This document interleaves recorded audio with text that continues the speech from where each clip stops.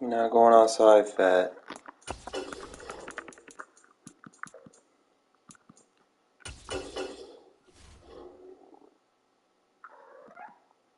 No. No.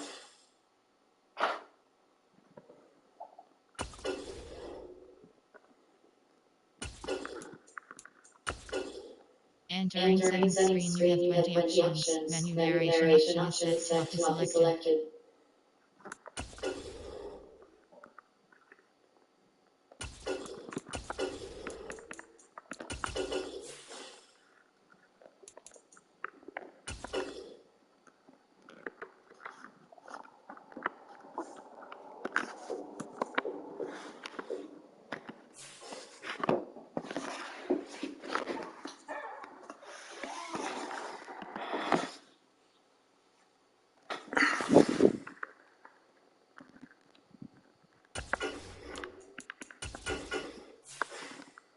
What's up, fellas?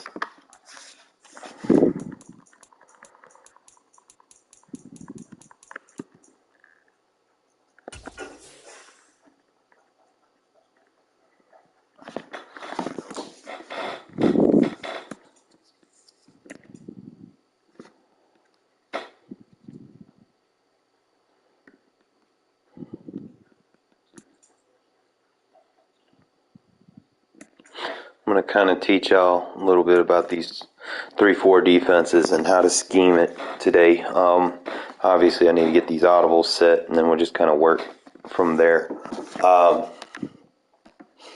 Number one is we want to make sure that we play gap assignments. So everything must have a brand cover 0 in case I'm dealing with someone that likes to audible, and I do like to make my own coverage adjustments unless I'm just dealing with someone that particularly does something that maybe a coverage assignment might work for. But I like to work from a default cover 0, and I'm going to teach you guys about where players are aligned and what roles you're going to need in those alignments. But just let me get there first, and then we'll talk about it.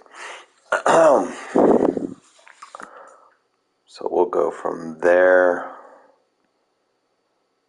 I really don't want to play cover 1, but it might have to do.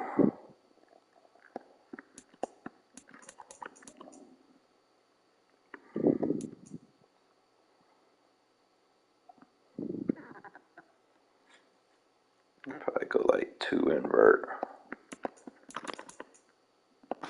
3 hard flat.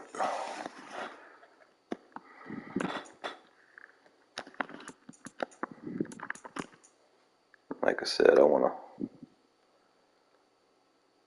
operate from a cover 0.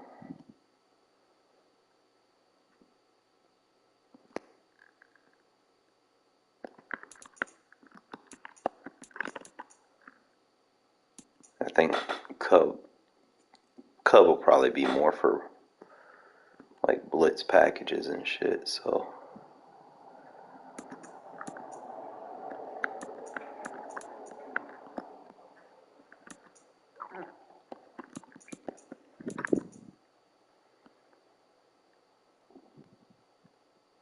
because I pick pinch buck a lot, probably just gonna go with the Storm Brave.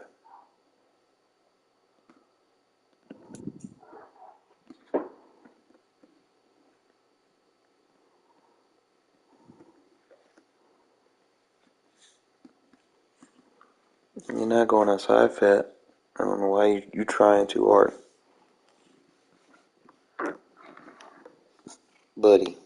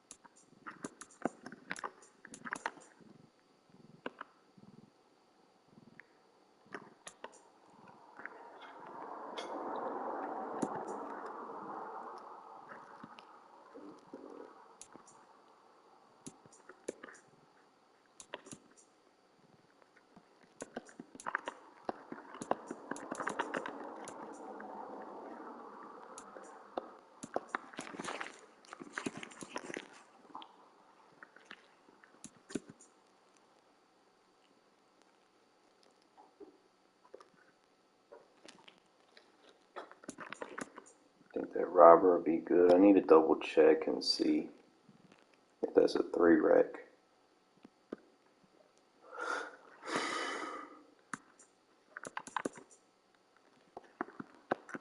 Alright, so if I come out in this formation, I'm not necessarily going to be...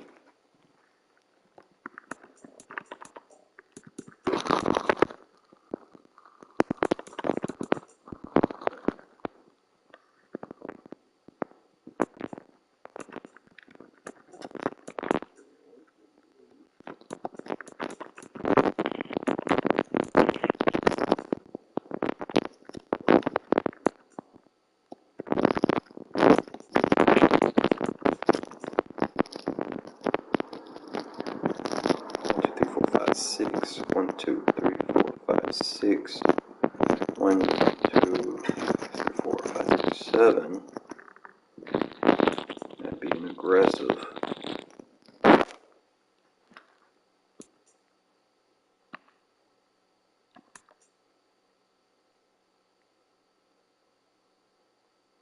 So I could use this versus gun empty. A linebacker blitz. See, that might be something else I might indulge in. Just based off of how I see it align. Like I could use casino blitz versus gun empty.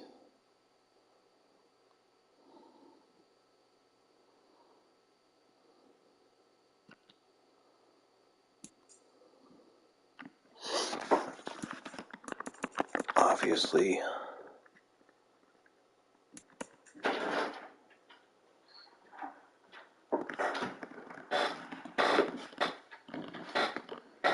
What'd you lose? Huh? You lose something?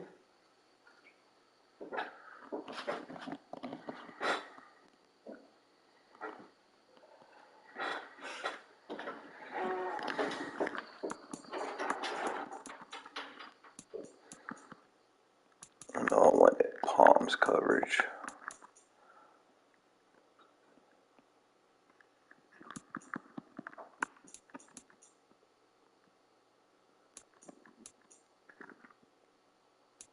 I don't want to run too many zones. Because I like to user adjust my zones.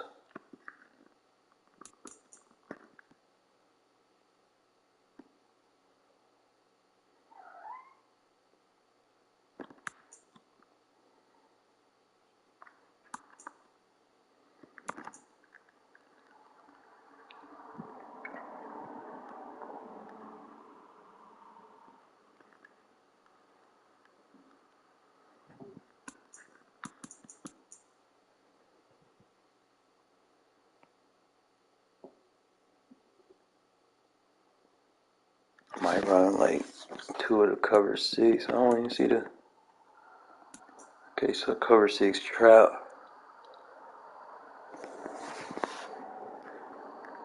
That's what I want. The trap invert. I don't run cover 3 from there. It also has the cover 9.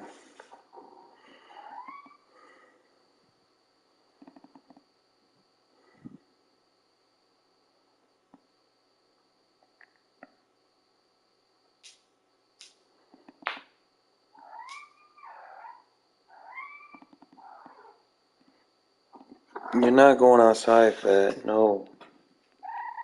No. You do all that chirping you want. No.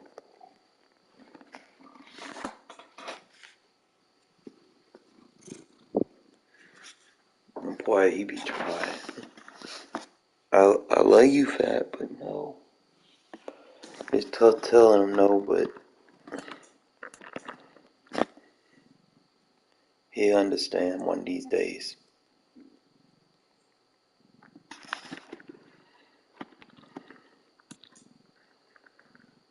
I might just go invert.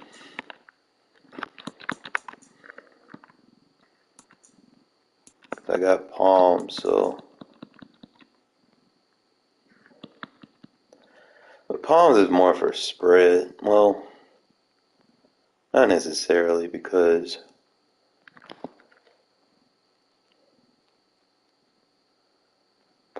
big nickels for trips. Because of the alignment, you don't necessarily have two nickels, two slot nickels. So you have the quarter trips for the special running back. So if I'm dealing with trips coverage, palms will cover that out the backfield.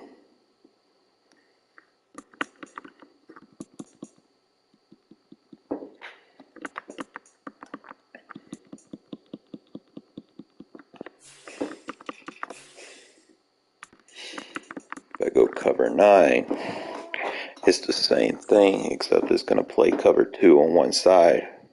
It's almost just exactly like palms, except it's for sure playing cover 2 on that side. Whereas palms is only going to play that assignment if the receiver is outside the numbers.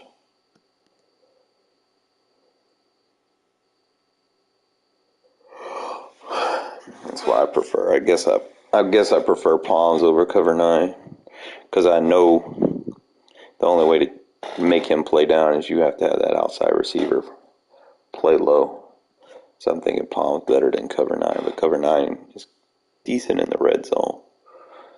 But if you understand how they work, so if you're dealing with crossers, cover 6 invert is going to be the savior. So if they have trips right and you got them covered, they should run all their coverages right to your zones.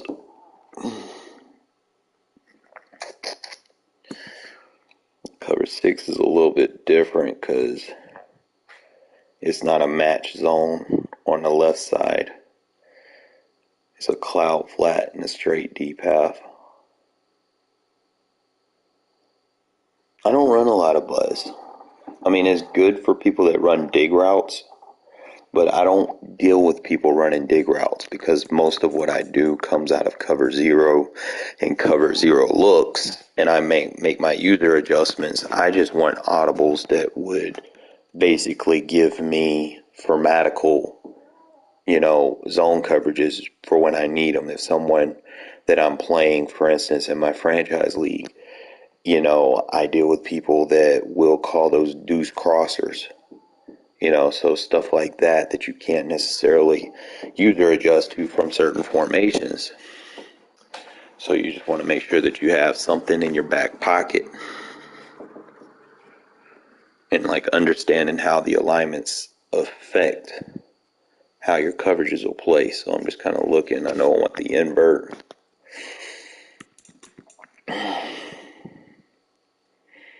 I want to run quarters. Have palms coverage and quarters coverage. And just have both of them with the cover 6 trap. That's probably what I'll do. I won't have like any cover 0 blitzes because that's the benefit of big nickel is everything you can do with the cover 6s. So the trap and the invert, palms and quarters, which I am very good at quarters coverage. I just haven't played anybody that's made me have to use it this year.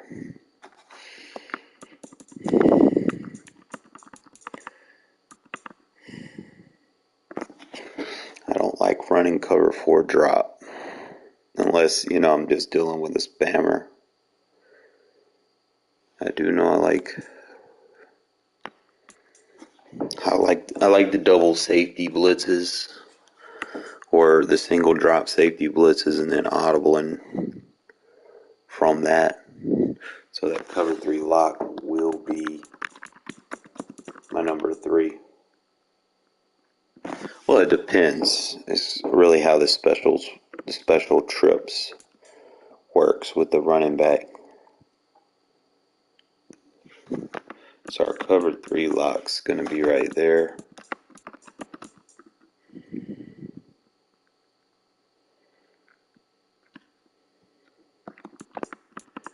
We're going to have the 0 blitz over this. I don't know, maybe I don't know if it does it have a spinner?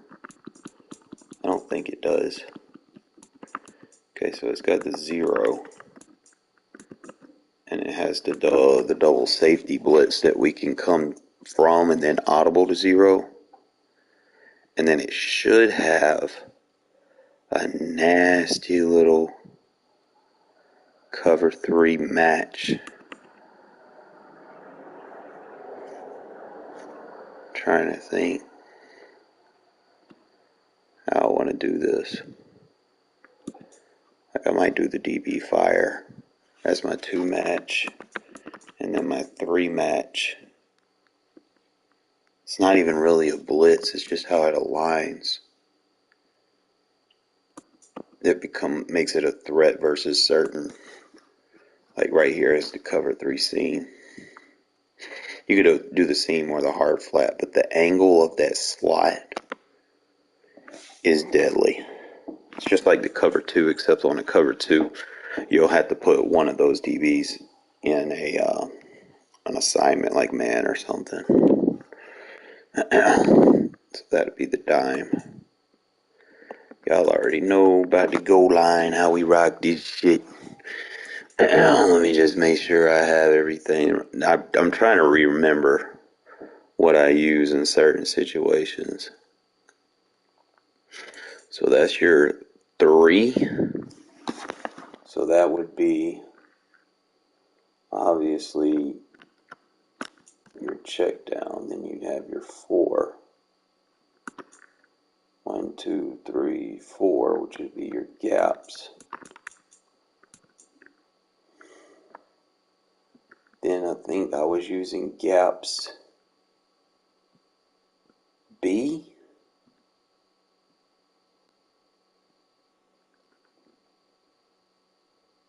I want to say.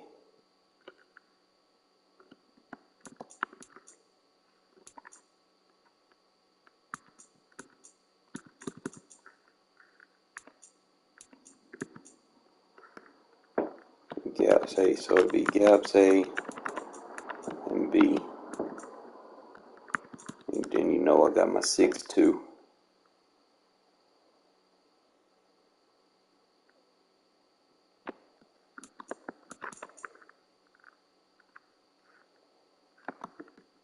It'd be my 1, 2, 3.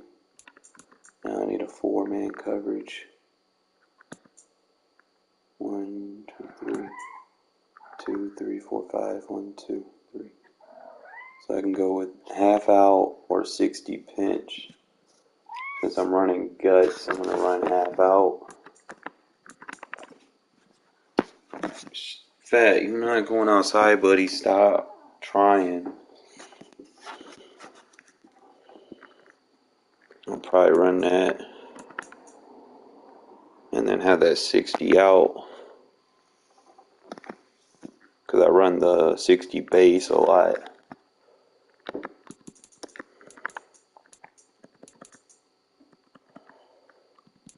I see a lot of. I run that overstorm. So I can go from overstorm to silver shoot. And then that way they won't be able to pick up which guy I'm sending if they try to ID me. Like I said, I love coming out of them cover 0s. Really just throws them off. Especially with the user adjustments I make, because I really make my user adjustments based off of, sets as opposed to, what I think an opponent is trying to do or spam. I don't worry about that because, like I said, I use match zones, so I know if they do a corner route or something, my outside quarter is going to pick it up if it's a deep corner. If it's a short corner, outside third would pick it up. So it's just small things knowing like that. They just kind of pay close attention to detail, really. I might run that robber Because that's a 3 rate. I just don't know. I probably might run the press. I like the press.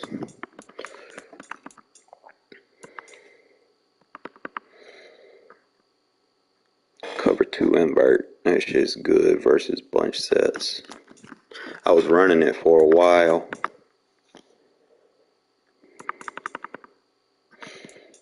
Let's see, where's my quarters at? There it is.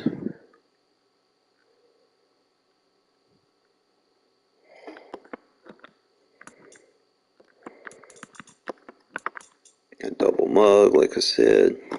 Most of the double mugs going to be like cover 3. So you're going to have to operate out of that. Now you do have the invert. Kind of throw people off, but everything's really just going to be straightforward cover 3 stuff. It'll be the nickel dog. I want to say the overload.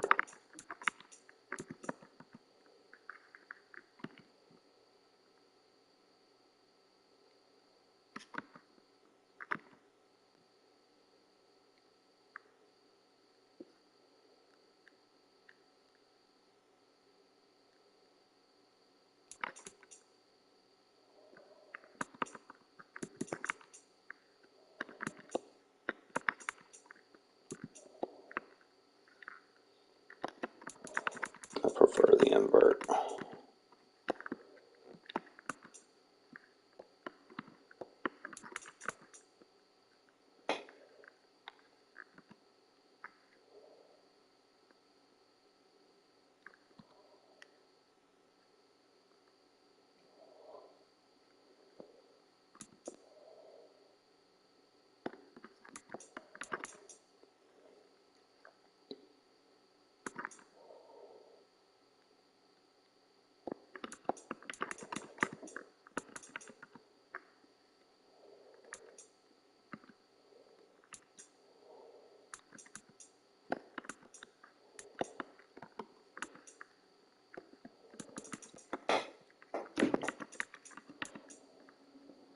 Yeah, I should see Fat, bro.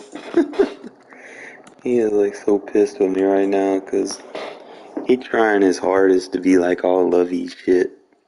But I know what he want. He not going outside. Nah, he been outside. Trying to see how I want to do this. I know I like to run the blitzes out of here. Like the blitzes in this set are just like second to none.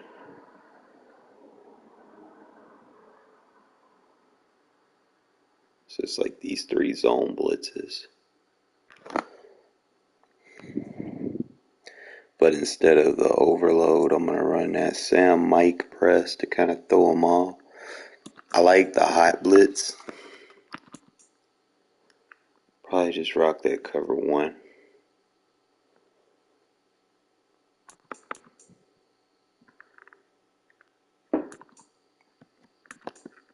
And then run the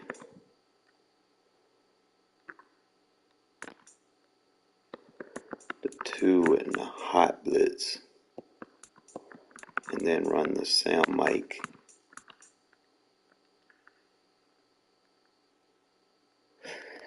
Yeah, that hot blitz, it be coming through. I mean, you can get that nickel trap to come through too. All you got to do is just blitz that vert hook, and that's it. Or you can just send the house and then just align it.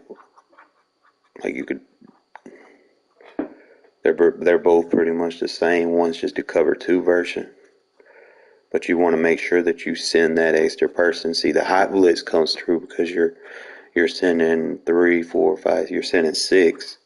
The nickel trap, you're only sending 5, but you can get the same pressure if you're willing to send that vert hook through that same gap, and then you'll have to play that user deep half and then do exactly what I do with my user adjusted coverages.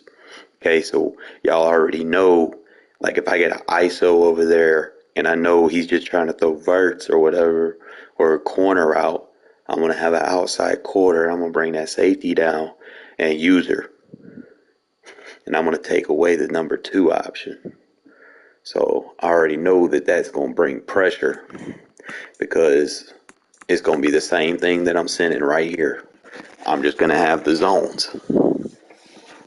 Like this is the one that they're going to see most of, but I'm going to audible to these and I'm still going to get the same pressure, but my coverages will basically, it'll be better than me trying to guess which, user adjustments I want on the field, And then this one right here, you're basically flipping the blitz to the other side without giving them that tell. So that will throw them off because you're probably basically going to do the same thing. You're just going to blitz that linebacker and then you're going to bring it down. You can you could blitz that safety from the other side and give them the same look like you're coming down from the left and they're going to ID the left and then you're going to come out and Mike 3 press, blitz to safety and double man align to bring the safety down. And that'll be your other blitz. But like I said, you might not see me use these a lot, but I'm very knowledgeable of how to get pressure if I need to. I probably won't do nothing with quarters, but I think that's pretty much everything that I want. And I'm going to teach you guys some valuable tool information right quick.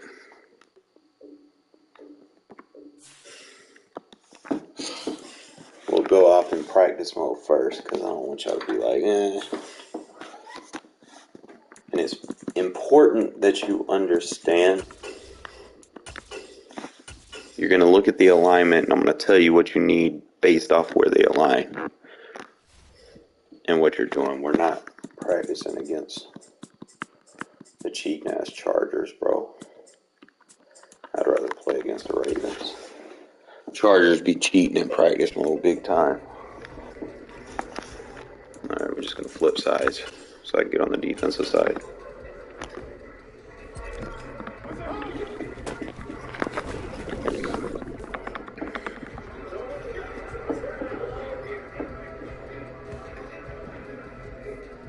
Alright, so I want you guys to kind of pay attention, just like for instance, look at the odd, okay? If you understand football terms and concepts, okay, you understand a lot of what I was preaching was just on the guys with their hand in the dirt in the trenches. The 0 tech, the nose, the 1 tech, 2 tech, 3 tech, 4 tech, 5 tech, so on and so forth, right? Now we want to kind of dive a little bit into where the linebackers fit into the equation, okay? In the 3-4 odd, notice how both inside linebackers are in between the 3 techs or 5 techs, right? Just want you to kind of keynote that, right? And in the 3-4 bear, they're outside the 3 techs. Same thing with the cub, right? So what that tells me is one of the biggest things that I've always preached is the closer to the inside you are, the bigger you need to be. Okay? And if your roster usually, as the season goes and, your team deals with injured reserves and stuff, usually you'll be at an advantage because you'll have more personnel to kind of choose from. With that being said, the best way to run 3-4 odd is to not entirely have speed linebackers on the inside, okay? Because your speed rush is going to be from the 2 defensive linemen right there, okay? Those are going to be the speed rush aligners. So you're going to need bigger linebackers in the interior that can hold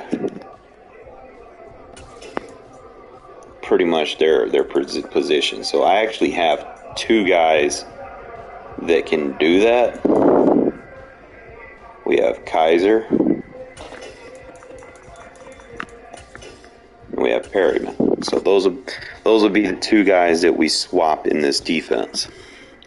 And what I like to do is sometimes, depending on certain formations, I want to align this. He's not really a pass rusher. He's a coverage linebacker, but usually I'll use him as a free rush. Or,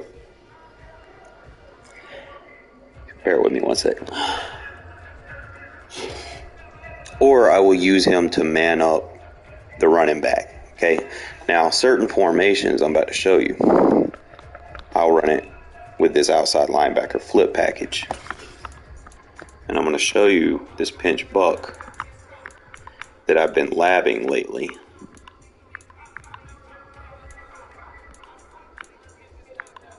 I don't know if they got a tray wide flex.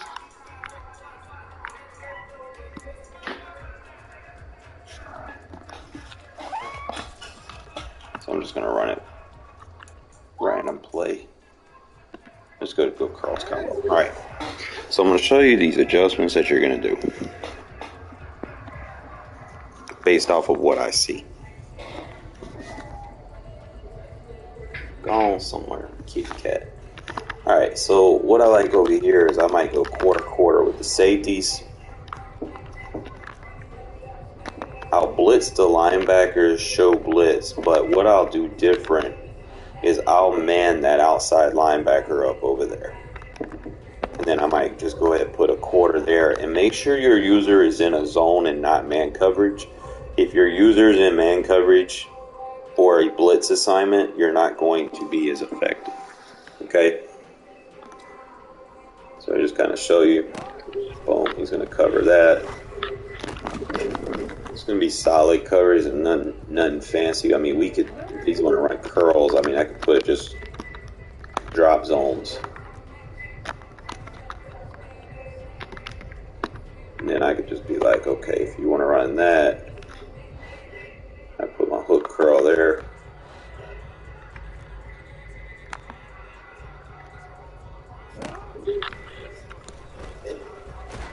And right there, you get pressure and you got good coverage. And just kind of slow it down. Just kind of see the two adjustments we made at the middle linebacker position. They're able to get a push. And I think I put them in coverage that time, except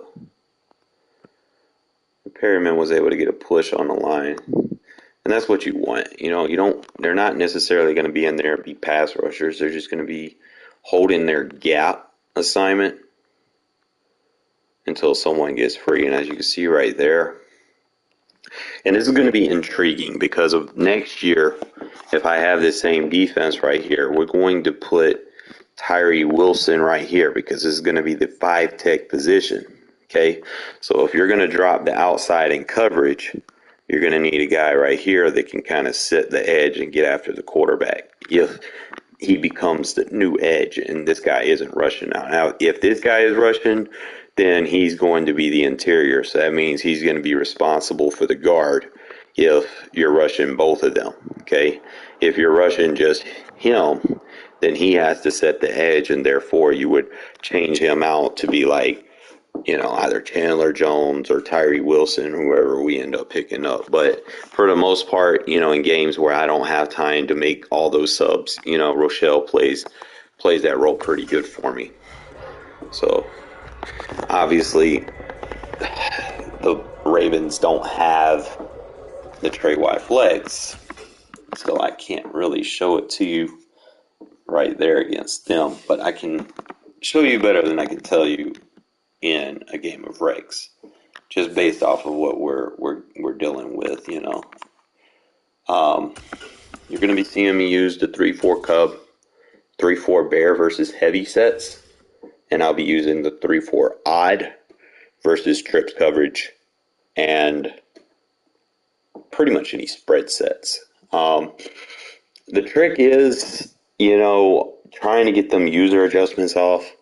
Usually, for the most part, you can get 3 or 4 of, your coverage options off. And it's really just kind of navigating and thinking of, what are they constantly doing with their running back? Do I need to change something out? Or, and it becomes process, So we'll kind of dive into what my opponent does as it happens and kind of just walk you through things. But like I said, I just want to kind of elevate your play styles a little bit, give you some informational tools to make you a better player.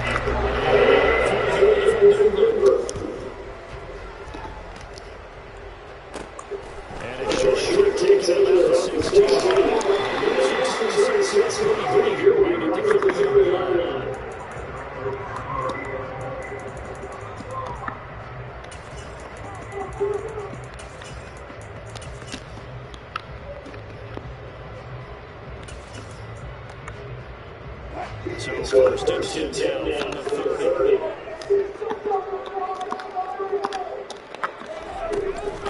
Now they'll begin. And he'll take this in about 4 seconds down to go. Following the pickup forward here, 2nd and 6. They go again. And he got 2 here for the 6. And they'll go to a point in early 3 down here.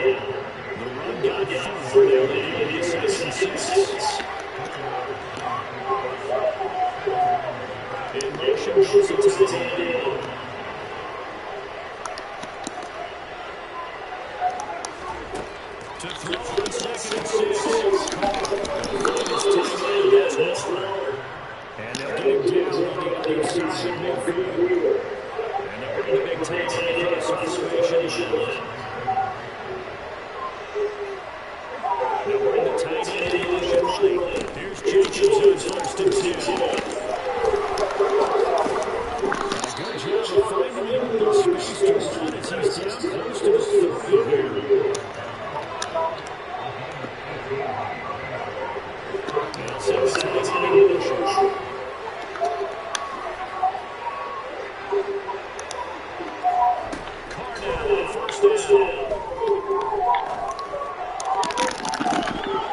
this is incomplete. Around 6 points for the Eagles here after coming out hanging on. Now Carr, after the incomplete pass, brings up 2nd and 10. And the tight end goes in motion left.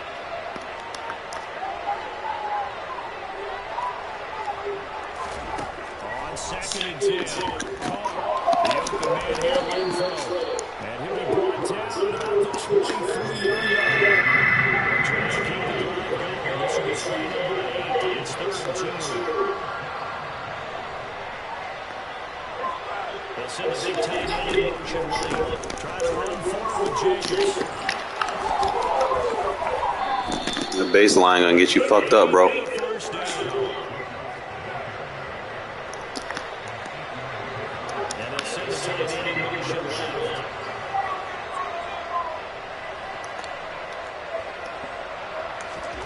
Into the red zone. It's Carr.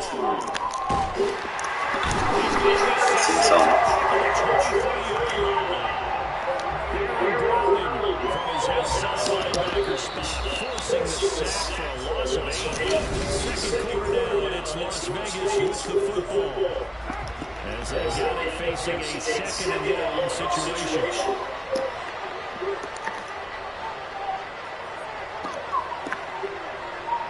In motion comes the tight end left.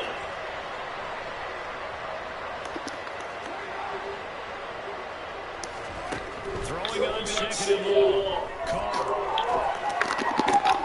It's complete to Cole. And they are able to stop him, but he does take it all the way to the 2. 1st and goal. A chance to convert that early turnover into points. In motion left the tight end.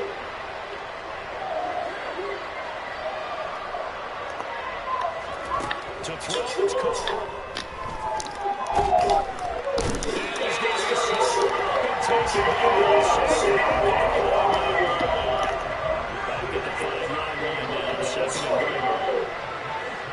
Send the tight end in motion left. Now they run the tight end in motion right. On 2nd down, Jacobs. He had the broken tackle, but could not get in the end zone. They're knocking on the door as they come to the line here on 3rd and goal from the 1. Jacobs again. He's in. Touchdown, Raiders. Josh Jacobs taking it in from a yard out. And the Raiders go coast to coast to finish the drive off with 6 points. So now Carr will lead the Raiders out to go for 2. Now they send the tight end in motion left. Cardinal up to throw.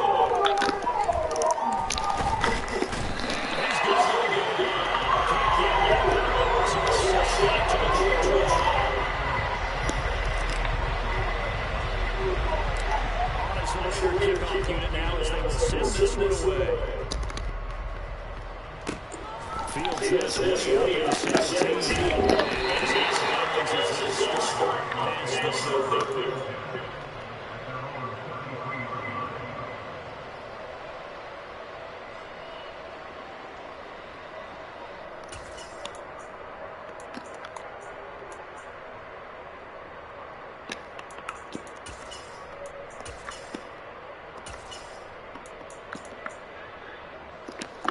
The Broncos on the field ready to start their next drive. As the offense comes out here, Charles, remember they threw the interception last time out, but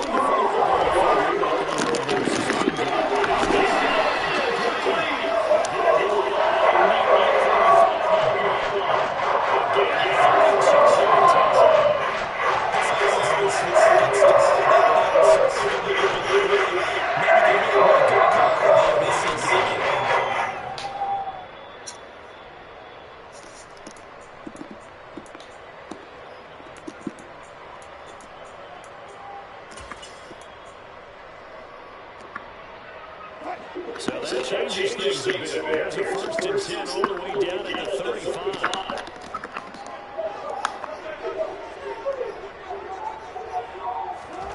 Wilson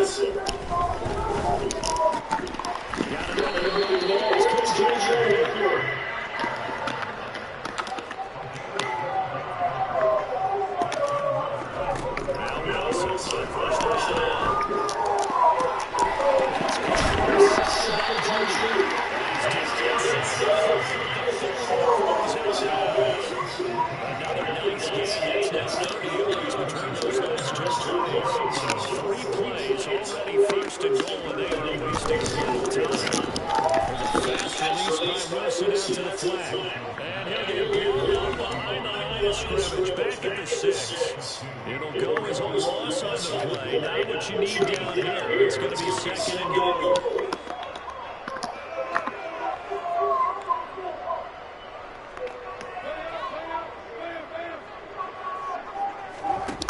To throw again is Wilson. Good defense. Intercepted. Picked off by Trayvon Murray. I'm too good with this shit, man. I am too good, bro. Especially in the red zone, bro, because people always try to run those little gimmick plays, and I'm already hip. I put both outside linebackers in hard flats and then just pressed off so that, you know, if he ran any like corner routes, bro, that shit was box. Then I took my user and just kind of watched the middle just in case he tried to run a slant. And you seen right there, shit was just taken away, right, threw it in the bracket coverage with the hard flat.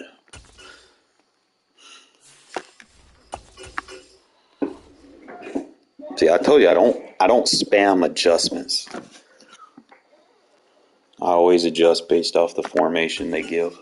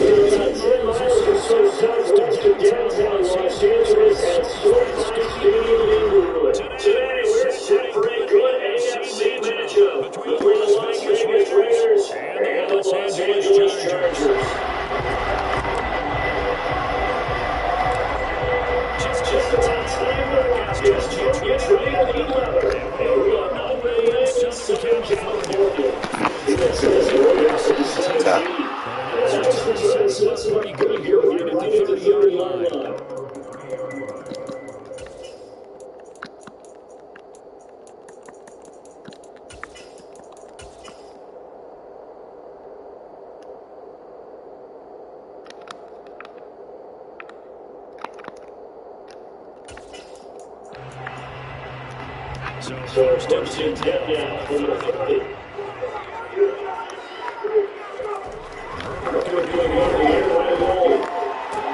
That's complete to Mr.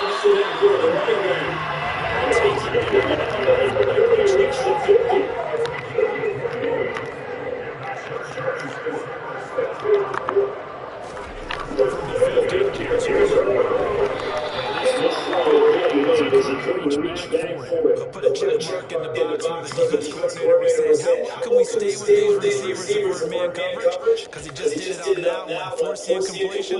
That allowed him to get beat up with his pass rush. To throw on second and 10.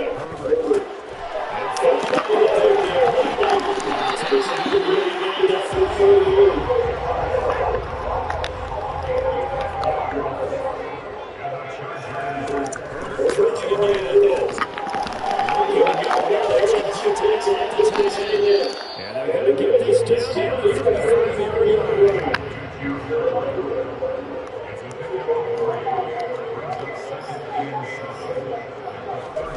Looking to throw again on second down.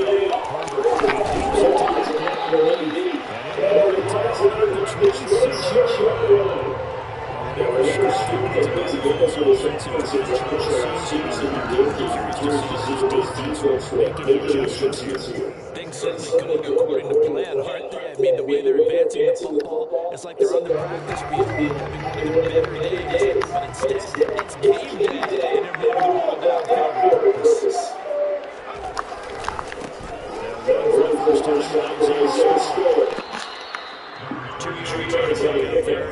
They did a really nice job there defensively. They strung the play out, didn't give him a cutback lane. On each play, you have guys what I call BCR players. Guys responsible for the play, for the cutback, and for the reverse. They play that well. From the 24.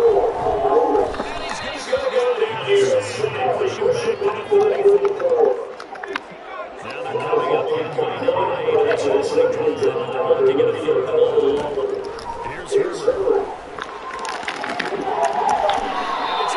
best at what I do. Picked up on Mahomes. Not something you see very often for a quarterback in this count. Opening drive of the season. There's no doubt in my mind that even he's surprised at how that one played out.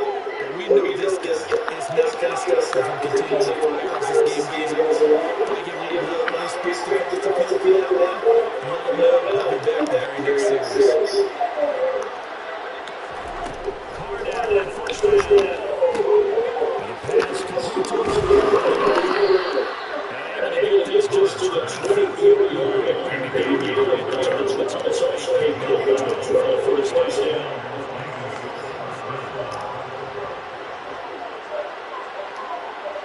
And they'll send the tight end in motion here. First rep of the game. Don't run into him, Jacobs. As Henry had taken it in the backfield. And he played the big tight end in the formation left.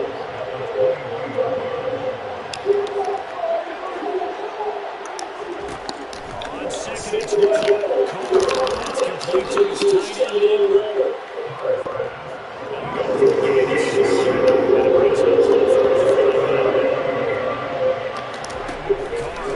Fake to Jacobs. And that is incomplete. He's very confident in his ability to get that in. I would say he was confident because there wasn't a lot of separation there. Got that one covered pretty well downfield and knocked it away.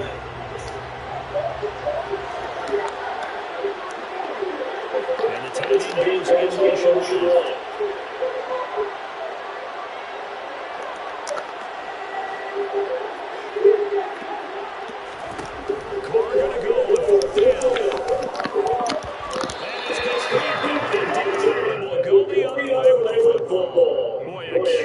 Decision to go for it doesn't pan out, and it'll be a turnover on downs.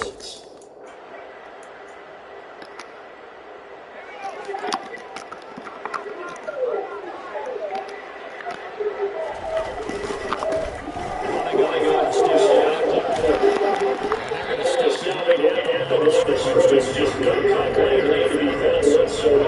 Second and 10. Officially nothing of the offense. They'll try again, second and 10. Now we're going to look at a pass. To his first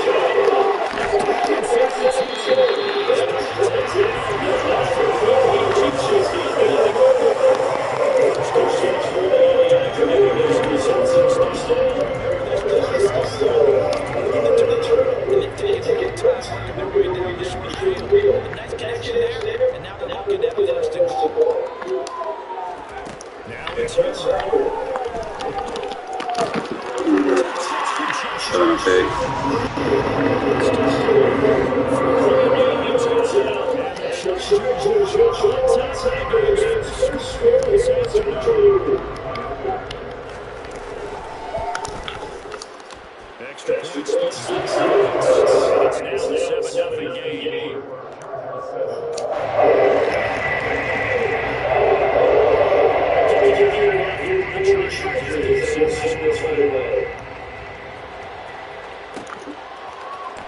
Here comes the return for the middle of the end zone. And the decision to come out of the end zone was Dusty Barnes as he's taking the line of return trip.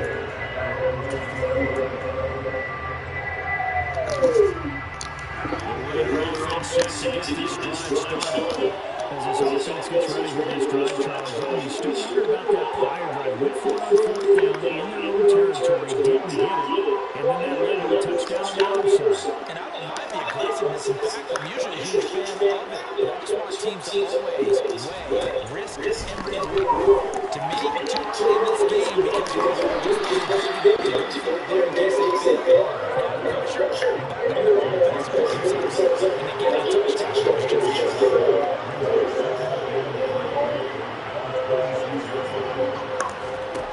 To throw again on second down. Carr, same turnovers, changes again.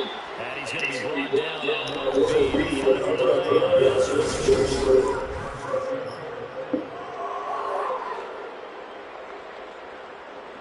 So here's a first and 10 at the 38. We'll send the safety in motion. On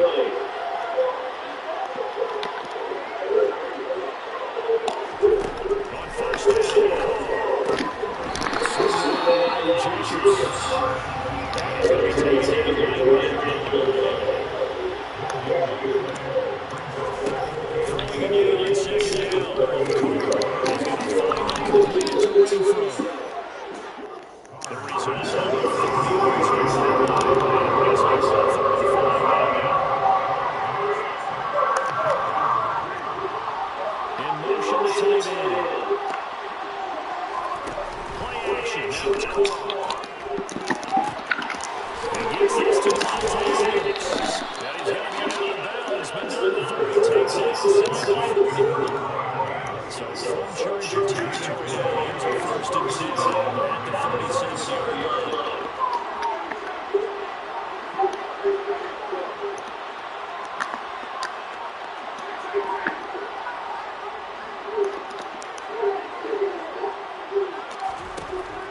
Carr to throw again. From left side, taken in by Renfro. He'll be hit down at the 33, 5 yards on the play. Action. Now Carr. From the sideline, look at that catch. Dragging the toes. And it's going to be a 1st down. Now 1st and 10 out there. And it's sent tight end in motion left.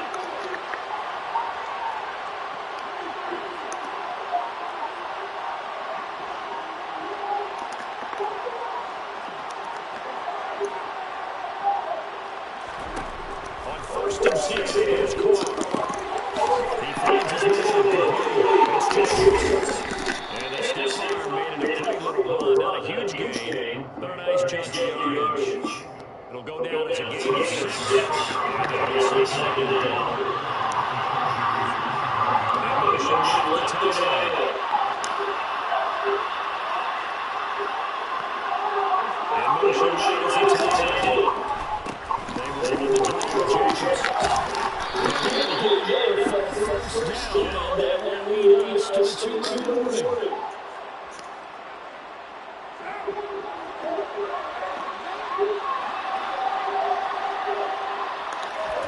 Now Carr. And that is Carr. Touchdown. Double tight ends. There they make the grab. And the Raiders are 6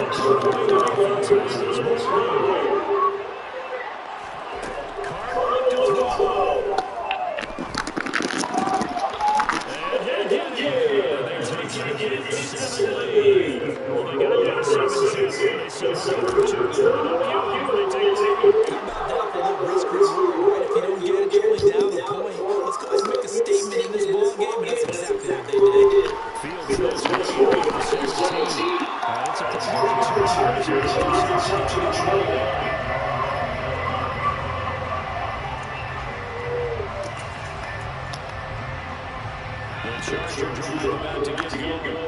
As this offense comes back out here, Charles, they're trailing in this ball game. And they've been on the sideline for a while. They did score their last time out, but they just had to watch that long, sustained drive. So we'll see if they can shake the rust off.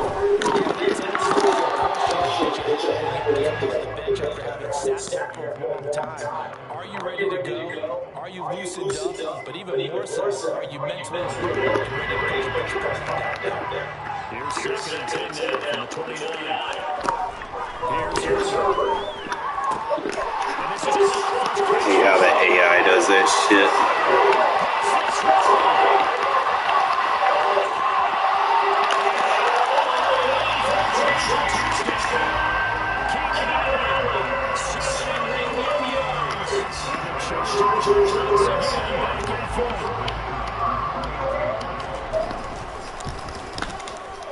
Extra point right down the middle. That's 14.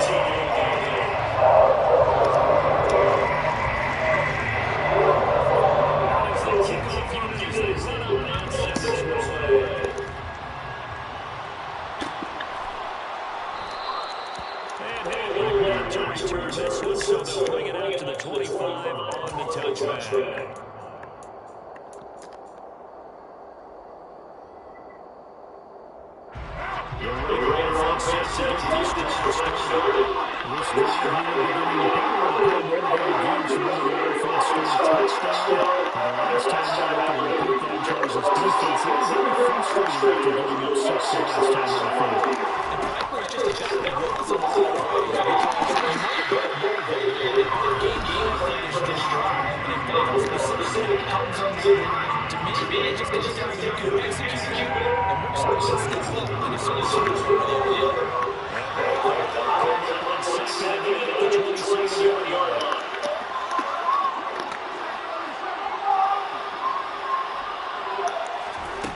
Working from the gun, it's Carr. And he hits that one incomplete there. These are the bad guys have to pay attention to that level. Receivers are free. And there's another example, another incompletion. So failure to connect on 2nd down. That leaves us secure here with 3rd and 8. In motion comes the tight end left.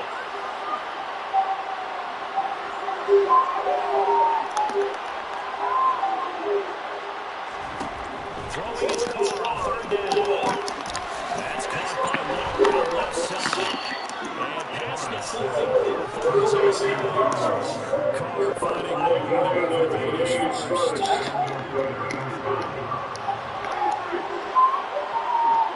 In motion goes the tight end.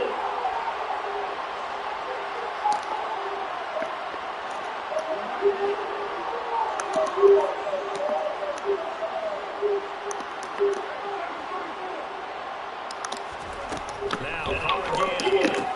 Looking again. He's got him again. And he's able to get this one closer to midfield across the 45. And a change now. 2nd and 2. They send the tight end in motion left.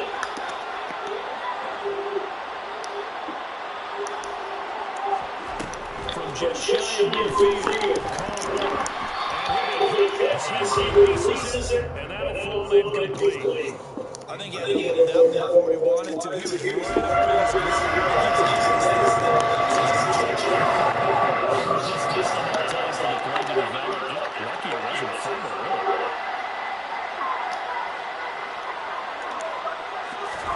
Carr looking to throw on 3rd and 2. He's got it. It's not going through. Now the Raiders going to go ahead and use the 2nd of their timeouts, as they'll get a chance to talk it over after picking up the 1st down. Gotta say, I was a little surprised to see him come out with a shotgun on 3rd and less than that. Yeah, the way the NFL is nowadays, we hardly ever see him be able to run through it in short yardage. So they're going to throw the football more times than not. That was a nice, easy-looking throw right there, and they pick up the 1st down. He's tackled a yard short of the marker. Good gain on that 1st down. The last one got 9. That leaves him with 2nd and 8. And they're going to big tight end across the formation line. The tight end in motion right. Now a play fake. He's got room for on the outlet. And he's going to be taken down at the 28-yard line. And they'll send the tight end in motion.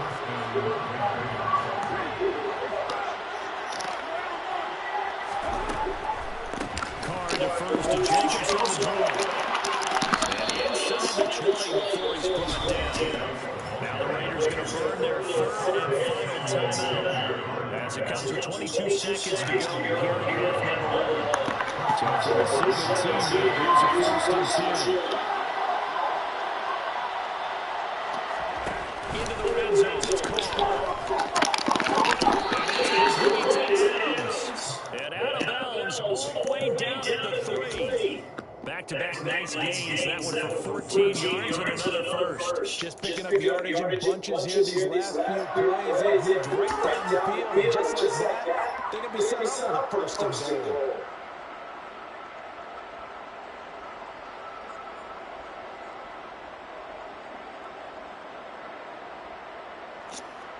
So it's 1st and goal, and a great opportunity to get that lead back before the break.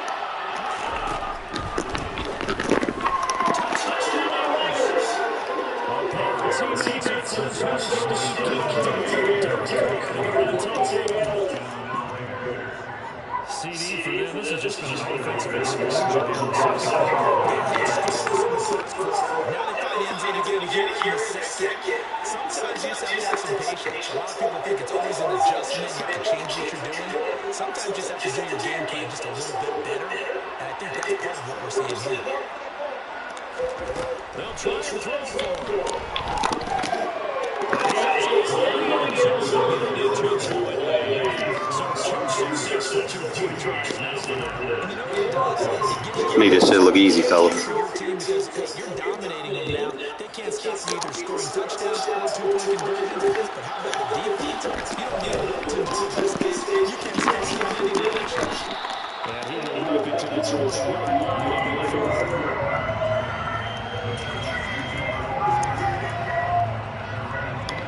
The Charger drive about to get going.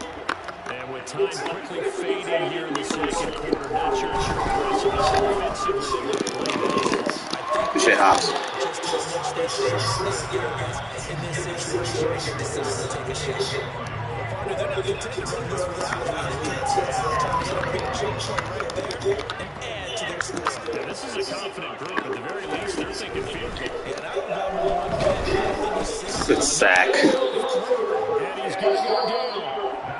Time's out of break. Told you, man, them manual subs, bro. They make a big difference.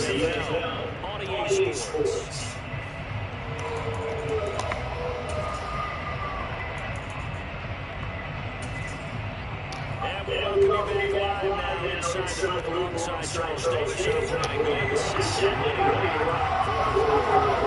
Raiders with the lead already, able to get the football here as the second half is now underway. We'll see a return here from the end zone.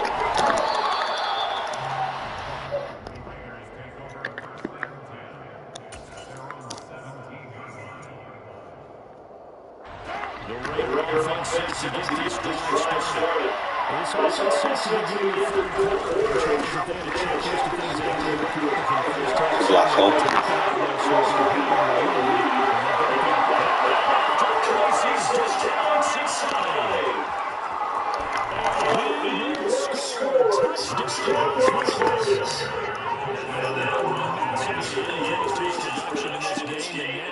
And break out your calculator, partner, because his yards per carry went up significantly. Big time jaunt all the way to the end zone. Yo. So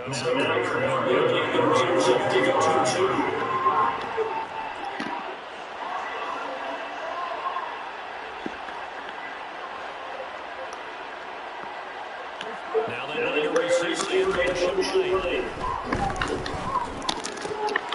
And this is going to be covered. It's good. And that extends their lead by 10.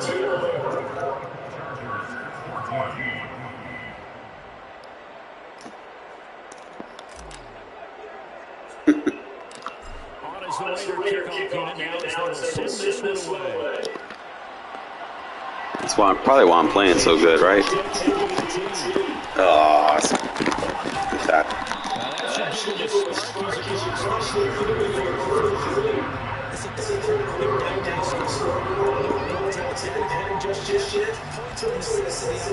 What a great way to get set. The Charger drive about to get going. Well, the opposition laid down the challenge and opening drive touchdown here to start the second half. The Chargers feel like Good shit. needs to get an answer because this all of a sudden is a two-score game.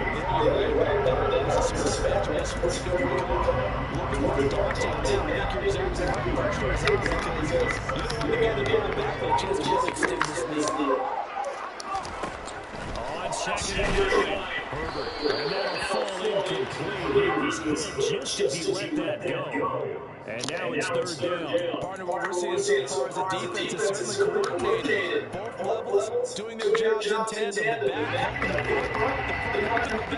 the pressure got on that last play, and forced him to try to break through contact and short the sticks.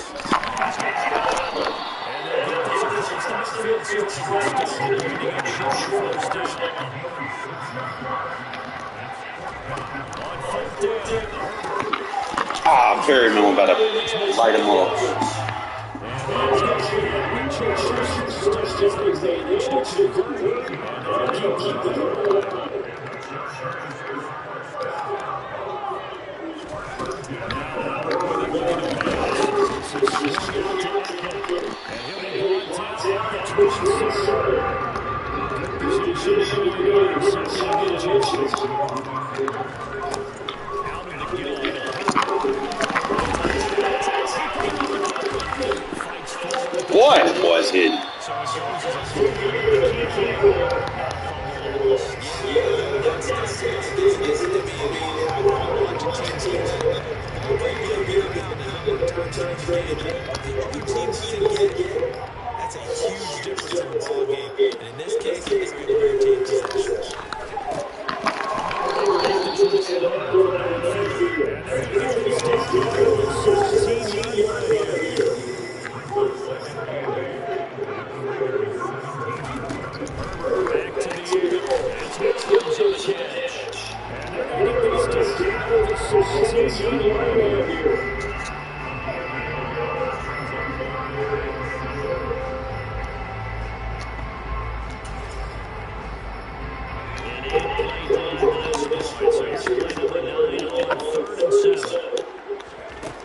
Back to throw here, Herbert.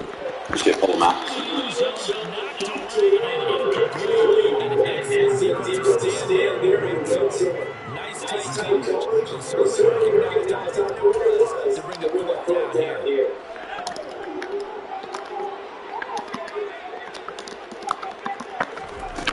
Here we go on fourth.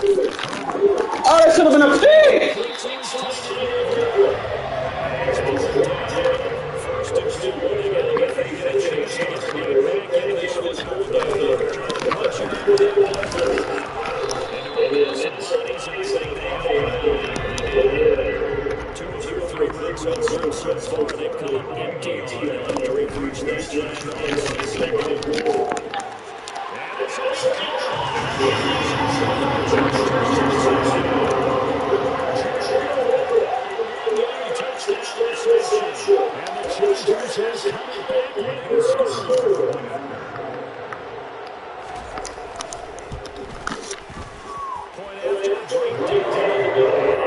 lead to 3, 24-21.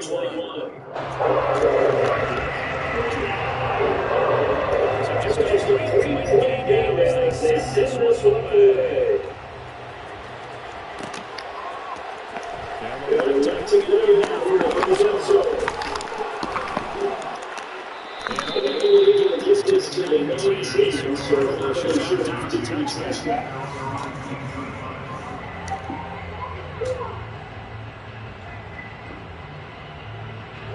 Raider offense set to get these drives started. My partner and coaches always say that every play is game changer. That's definitely true. Last time that was the case.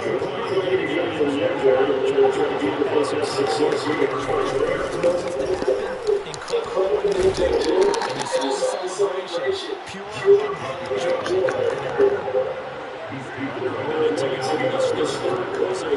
First and 10.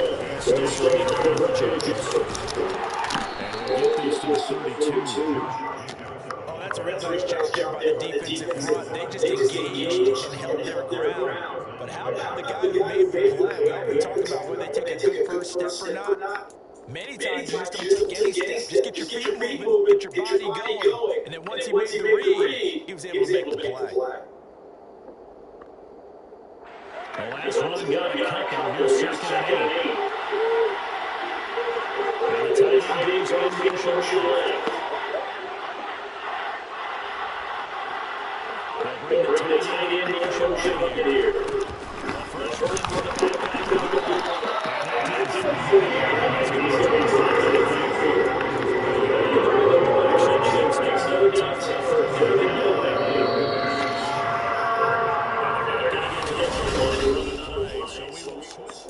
back now at SoFi Stadium in Inglewood.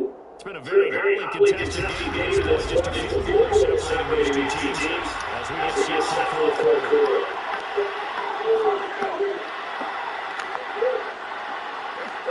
And it's so tight in motion left.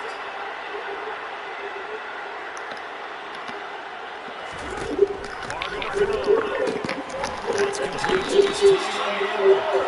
And a good job by the tackle there as they get him short of the first on a 45-yard strike. And they'll send the tight end in motion here.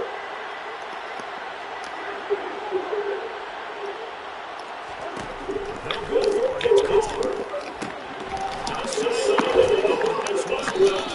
Able to drag the feet. He's going to have the first down.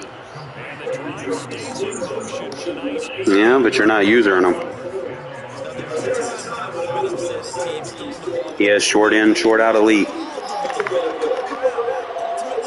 they're looking for first downs. If they think the air is the best place to do it, then so be it. In addition, you probably got a quarterback that's a nice bonus if he keeps completing passes. So they want to keep throwing the football. Fine by me.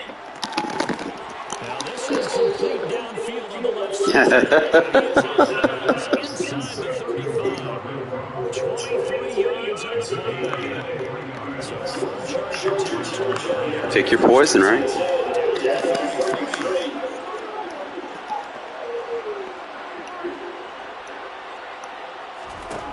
Again, going over Carr. He'll find his tight end Wall. And he'll be marked down about the 26-yard line. If nothing else, he'll be taking a couple minutes off the clock already as they come on second down. They'll motion the tight end across the formation. Carr going to give it to Oh, it was a touchdown!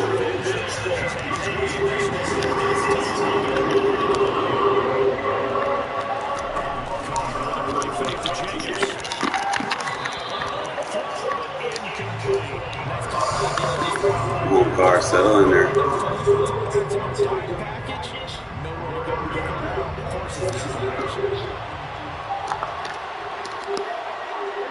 motion comes the tight end left.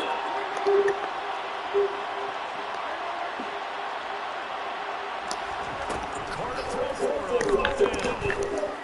Far. Incomplete. He could not convert, and they turn it over. The Raiders trying on fourth down, but to no avail. And the Charger defense stands tall, and they get the football game. The Charger drive about to get going. A big opportunity inside the 30 to take the lead.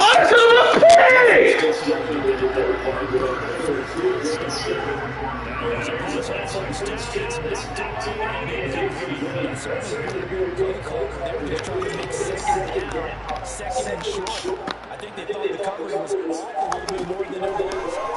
Nice job pressing forward and forcing miscommunication. Now maybe pass this should have been intercepted, but it winds up proving incomplete. He improves his confidence after that last one ended up as a touchdown. But incompletions on the first two throws has him huddling up and trying to figure out a big play here on third down to get their momentum going again. And following up with the complete. And here's a big gain inside the 40 before contact. Big play time on the catch and run. 34 yards. How about that for a change there? They're all the way down inside the 40 now for first and 10. Herbert throwing again. And it's going to be incomplete. A lot of times it's that first read that you have. Maybe you get a pre-snap that locked in on his target, but he was going quite well. That one's incomplete. So now second and 10 after the incompletion on first down. Now it's Herbert. That's complete to the tight end Ingram.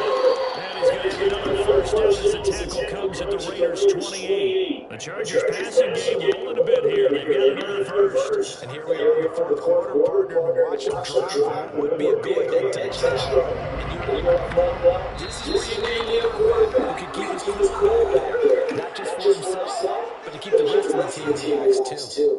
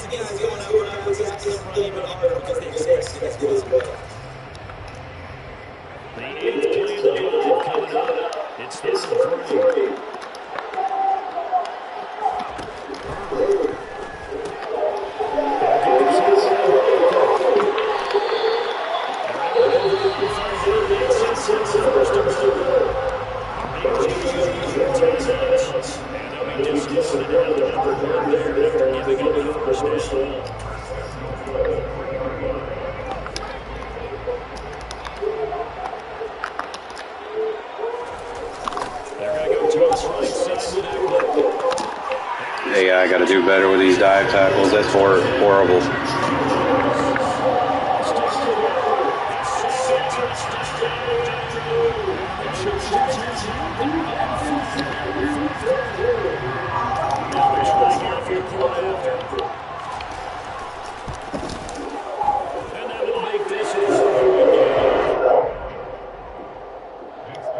How much time I got, chat?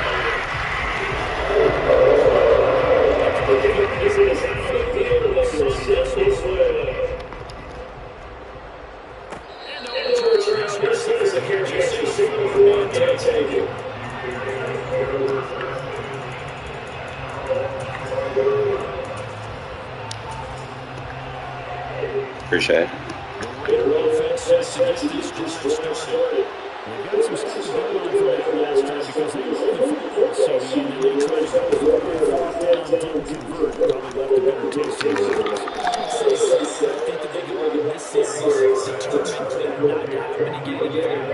They want to get to the fourth down opportunity. They just want to make sure they get it done within the parameters of their themselves. Run their offense, get it into the end zone. Yeah, I think a little bit of determination and a dash. Taken by Adams. And he gets us to the clear side of midfield across the 45 before here we go. Back-to-back good plays out down the middle on first down.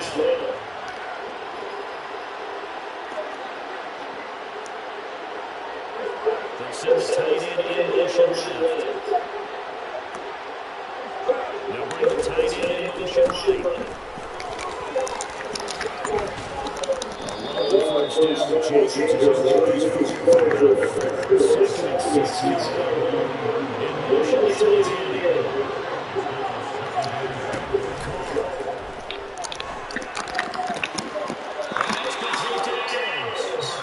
they'll get this to the 30-yard line before crossing it out of bounds. So first and 10 now from the 30. And they'll bring the Big Ten in across the formation left. Throwing his goal. He's going to find him completed. And he's going to be going down at about the 16. He's been terrific today, hasn't he?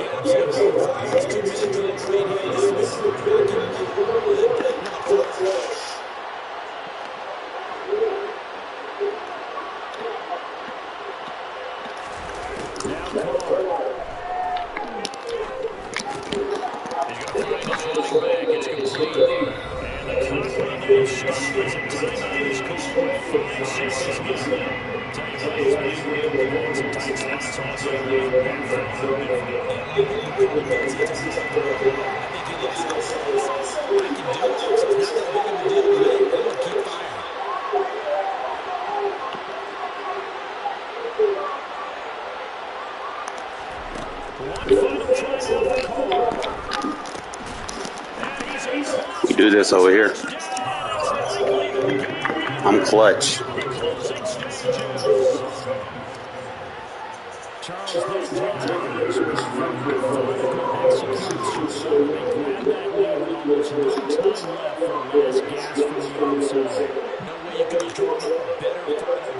Because not only they keep their eyes on the end zone, they make sure they let the clock out as well.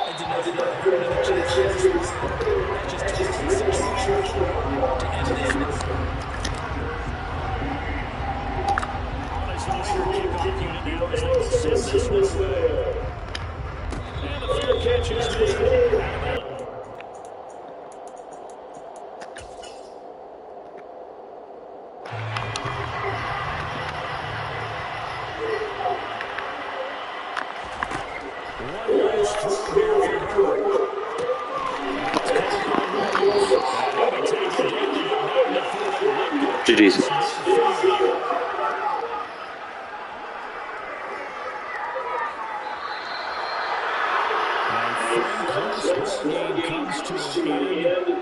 Shouldn't have been close. I felt like I dominated on both sides. I think I had that one drive that I felt like I probably got screwed on, but I think we bounced back. I'm getting better at this pocket passing. Pretty efficient since I decided to start playing like this and devote to it. I told you, anytime I sit down with something, bro, long enough, I turn it into gold. Whether it's blitzing or any defense I touch, or I mean, I've been pretty efficient lately playing like this with Carr. Haven't had struggles with him lately.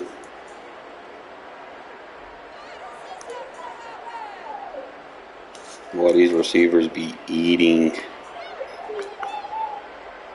Yeah, man. It's like the more I sit down with something and I start to understand things, because I try to dive deep into the game, get between the cracks, and try to find out what makes things tink and tink and tank.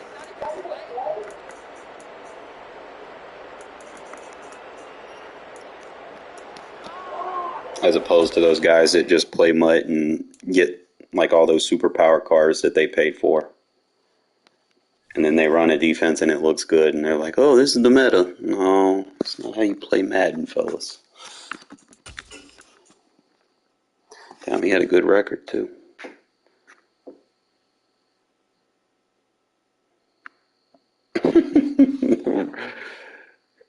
Yo, man, he had a pretty good 4 points against average, bro. And we just went after him like he couldn't do nothing against that, bro. Like that, he's got some good stats, bro.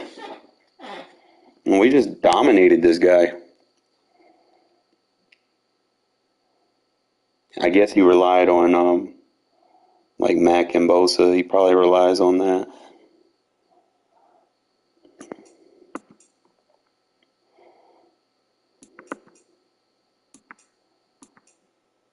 I popped it real good for her, bro. But she alright, man. She knocked out now. Like, I guess his game plan was running, and he just couldn't.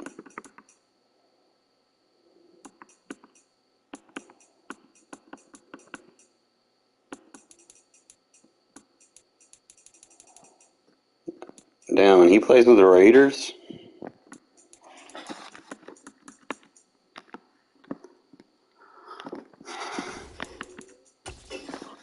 I tell you, I'm getting good with this offense, fellas. Very good. I don't think there's a better offense out there in the game. And I don't think there's an ebook out there better than this shit. Like, I'm being honest. Like, I could probably go on a massive win streak. Nah, she not tied to the bed, bro. She free. I set her free.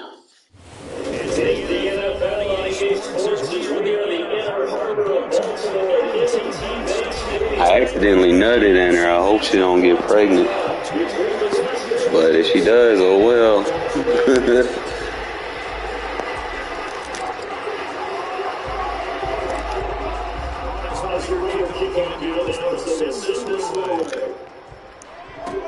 Taking it to 15, short kick.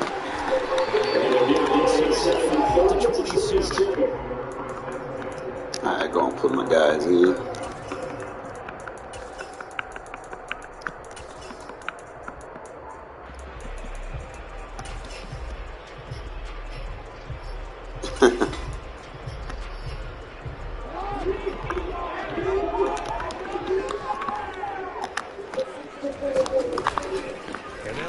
Where's you going?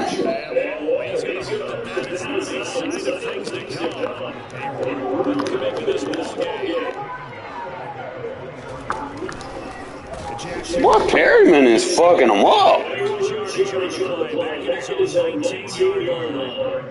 That's going to go down as a loss. You can't run that bullshit on me, man. You got to play straight up. Can't run them little gadget plays against this defense. Had a chance to do much of anything. Yeah, I think it's big boys up front, that offensive line. I want to try this. Protecting him if they're going to continue to run the option like this. I don't think this is the script they had in mind for their opening drive. This is started off. Here's Jackson at throw. Boy, even the big nickel looking good with it. Might have to run it with a slot corner, though. I don't think it's going to be the only time he'll try to get that route to the outside in this game. He'll test the perimeter, but that time, they were up to the challenge.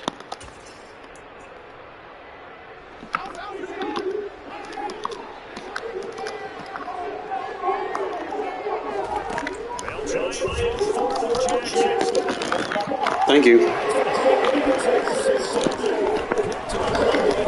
I'm too good at defending that shit, bro.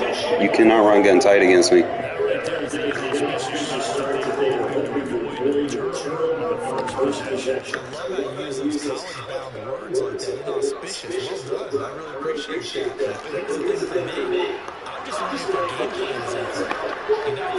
You know, I'm going to give you 5 seconds to get out of that baseline press before I burn your ass. You about to find out. 4, 3, 2, 1.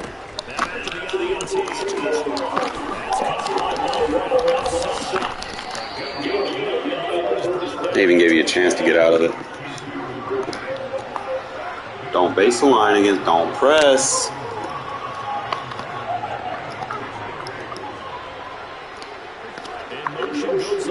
You'll learn today.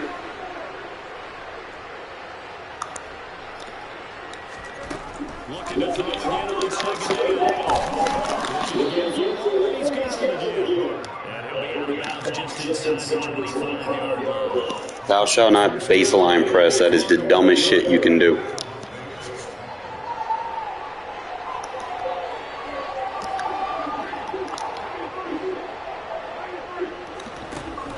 Here's a play fake as he sets the throw. From the left side, taking it into Renfro. And he's out of bounds. Almost gets to the 10. That one will go as a gain of 11. Raiders having a first down as well. Ways of quarterbacks keep all the receivers alive in play. Never lock in on any one guy. Make sure you keep your eyes moving, scan the field. And here he finds the open guy for a nice pickup.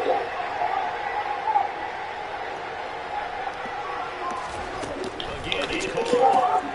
That's complete to his tight end. And it looks like he'll be just a yard shy of 5 yards. He's out at the 6. They'll wind up getting 7 on the line. And it'll be second down.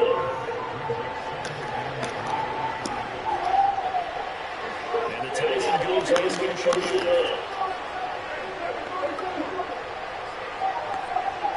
They send the big tight end in motion late. 4 yards on the play, and that leaves you first and goal. Now that's the way to do it. Hand it to someone with vision and good footwork, and add a little bit of power, and you find a way to pick up first downs. Here we go now on first and goal. Well, I make adjustments, Paul.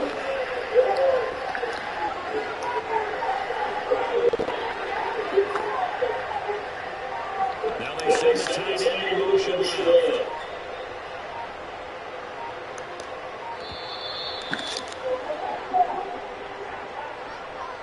No, they accept the penalty, of course, and push the offense backwards a bit. The delay of game costs them as they're backed up 5 for first and goal. And they send the tight end in motion left.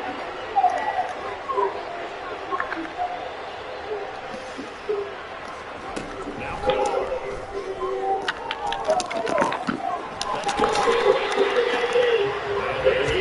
complete. It'll go as a loss on the play. Now what you need down there, it's going to be second and goal. Heck of a play there to get to him quickly and get him down for a loss. I think they did a really nice job getting ready for this game, scouting, watching film, and understanding the principles of what the play design was.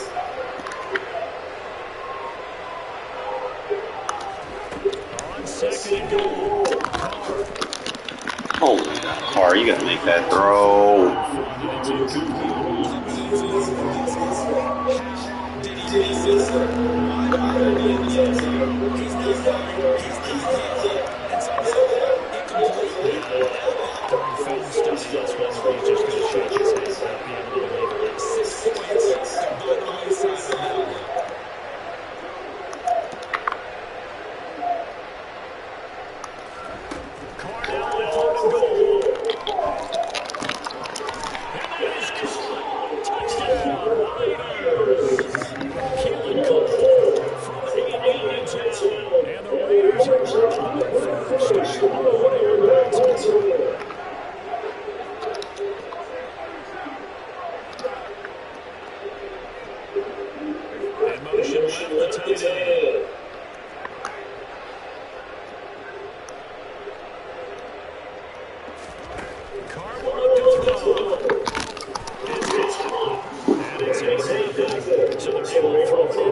See how I got control of his user?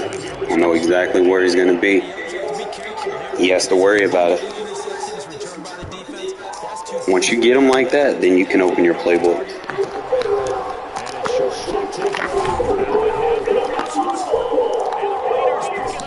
It's a fast tight end. What is that? As that ball got away from him, and he saw the opposing team recover, he felt his pain. He felt his pain, and he knew what he was going to do was tuck it away, take care of the ball, all the things he heard all week in practice. He didn't carry over into the game. In motion comes the tight end left.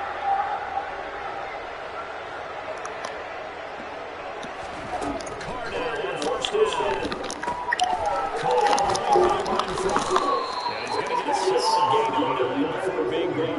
Second and right in a yard. So the completion results there in 9 yards. And that'll give him a short yardage situation here for second down.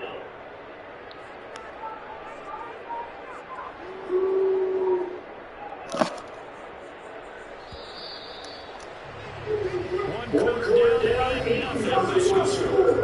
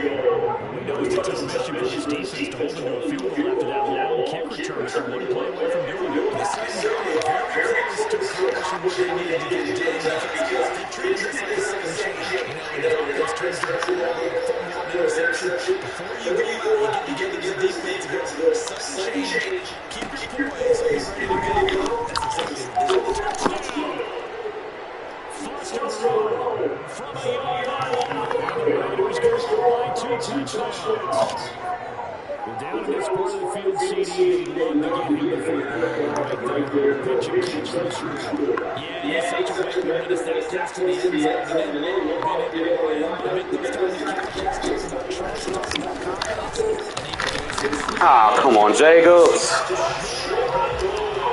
He was in there.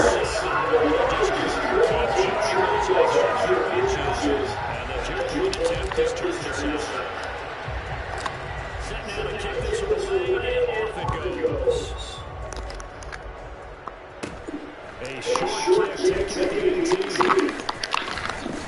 And they're going to start this drive in pretty good shape up past the 30. Pay attention to my packages, Paul. Watch the numbers.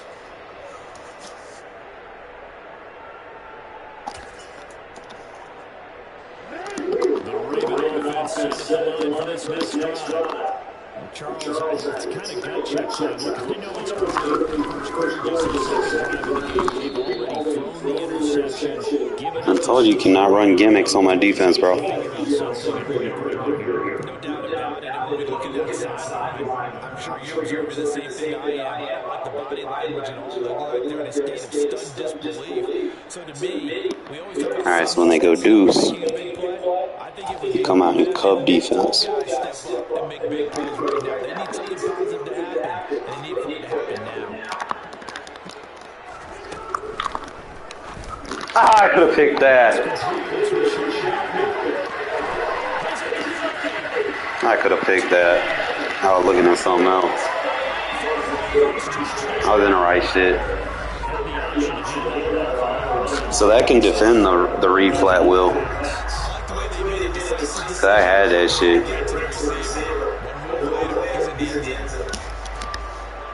Just in time for the extra point.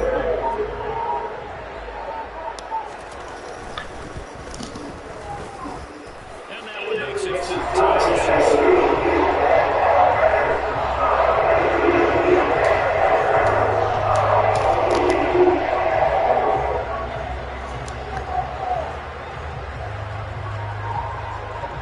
Tucker now to kick it away following the touchdown.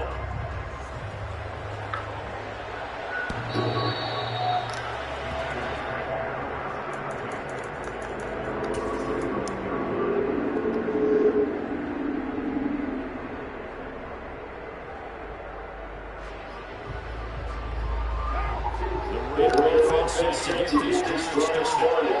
The offense coming back out of that. Plenty of energy, ready to roll, looking to just honor what they had been doing for scoring a touchdown towards the last time out. And that's a great way to allow the sidelines partner know you just won the battle against the opposing defense. Since he came on the field, I guarantee you all you want to do is get back out there and continue to be able to hand on that defense right now. Send the tight end in motion left.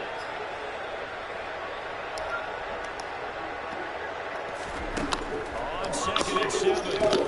Catch made is Moreau. And down right around the 32-yard line. 4 yards on the pickup. Such a tough position to defend near the line, even and the second with the big man short yard pass back and make the call success. And send the tight end in motion. The tight end in motion right. On 3rd down, here comes Jacobs. Pushes it over. They take it down, but not before they work it across midfield. So in leaving territory now, here's a 1st and 10 at the 48-yard line.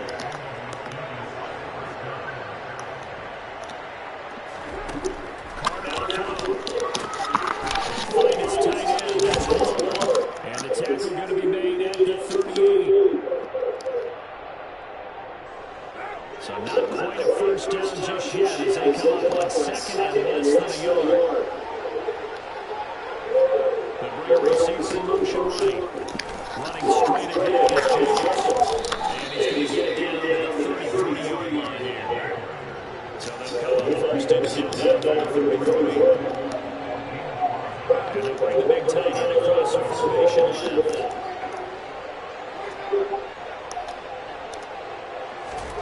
Throwing on 1st down, it's Carr. Open man, that's Renfro. And all the way inside the 15, overlay coming. The 13 now, they'll look at 1st and 10. Here's Jacobs from the gun. And they'll go backwards here. Losing yardage to the 14. Marcus Williams from the safety spot, making a nice play. When a draw works, it can be a thing of beauty, but when it doesn't, oh, it can be ugly. And in this case, loss of yardage ugly. Now a play fake. Carr. He's got Renfro on the out route. Give him a gain of 5 on the completion. And 3rd down and 6 to go. And the tight end goes in motion left.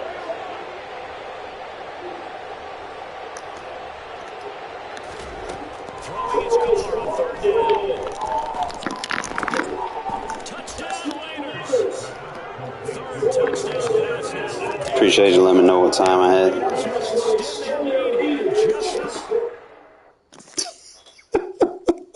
No one is stopping this offense, bro. I'm telling you. I done got this shit mastered.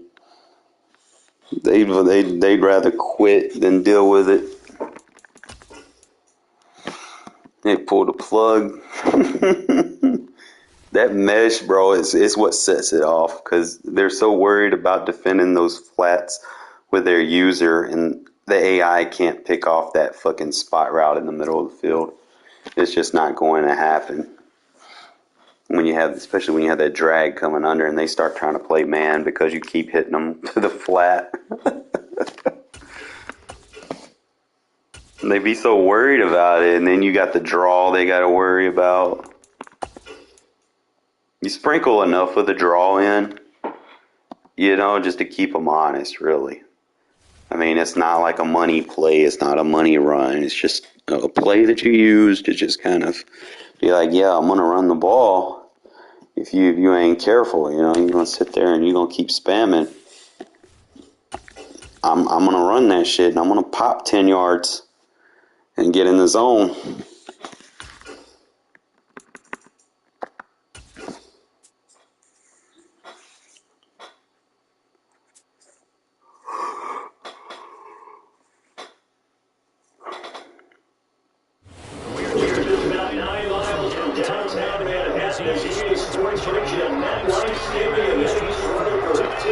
Yeah, it's in the Raiders stock book this year.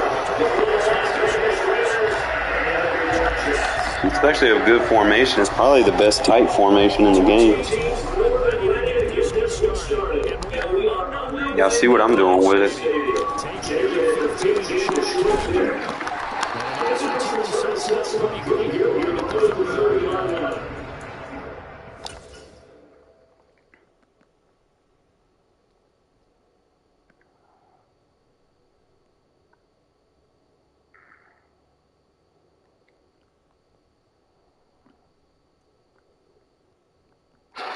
Gun tight has a weakness. Snugs doesn't.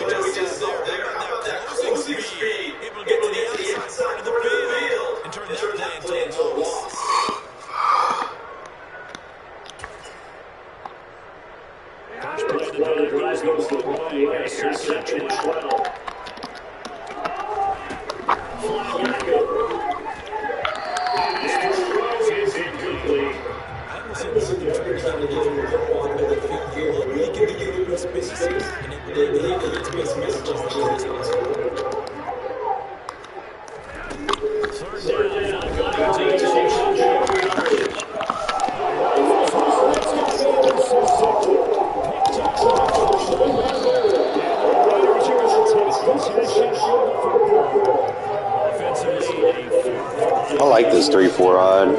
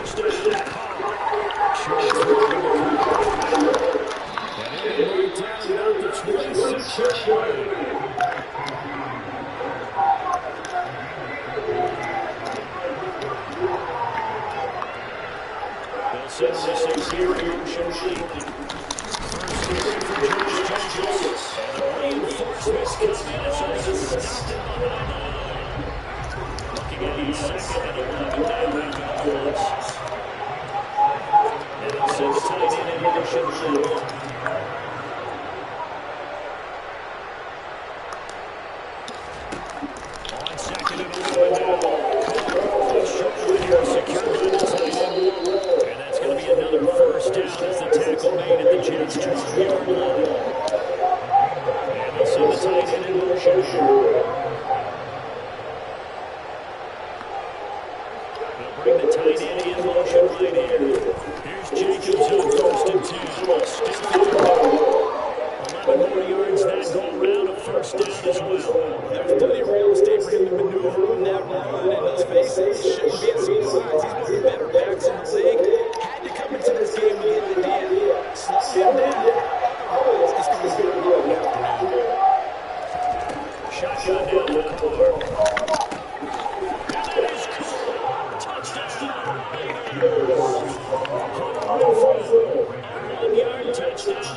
Josh McDaniels has got faith in his offense, so he's going to have them go for two.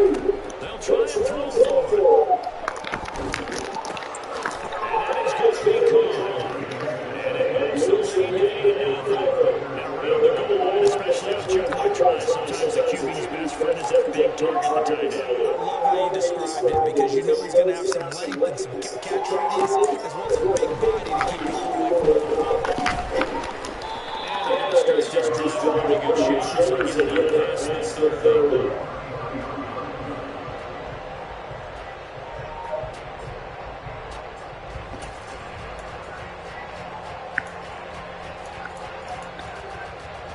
The New York offense taking over for their next possession. Now remember the last time out, they threw the interception. That time to the touchdown, so now time to regroup. It certainly is. And right now is a good calming drive. Something that takes them on, keeps them on the ball, lets the defense relax a little bit, lets the offense regain confidence in their game plan.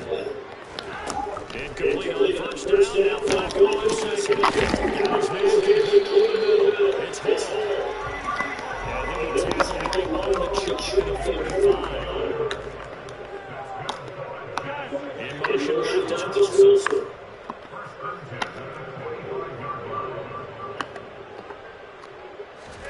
Throwing here on first down. Flacco. And this is tackle. He's going to use this one against the 35. So here's a first and 10 down the Invader territory at the 34. And again, it's Flacco toward the center of the field, but it's incomplete. Nice play first down. The control is trying to get things moving again or keep and pushing it downfield and try and pick up bigger yardage.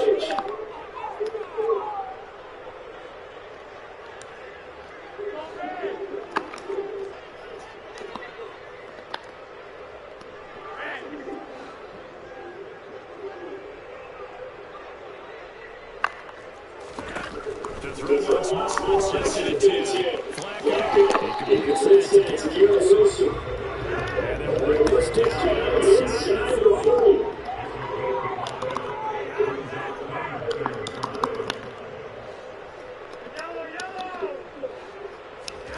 Third down, Flacco for the gun. As he falls there, incomplete. Certainly a play to take away his first grade, and by the time he tried to look elsewhere and find him out on target, the coverage was too good. That one falls incomplete.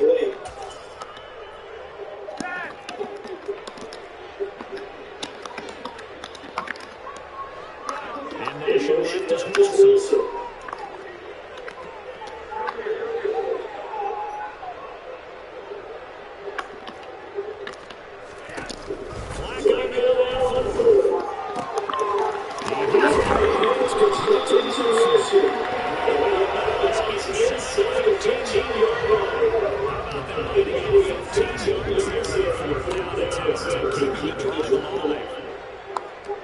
They'll send a receiver in motion to the left.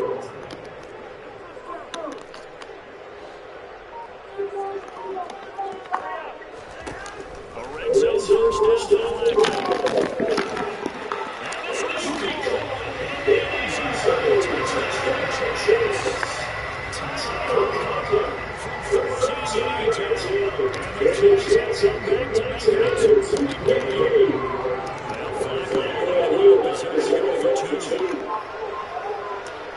now they'll put receiver in motion left.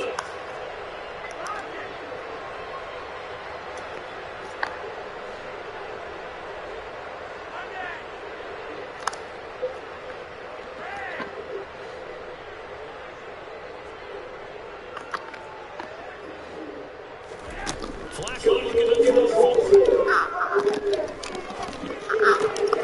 And this is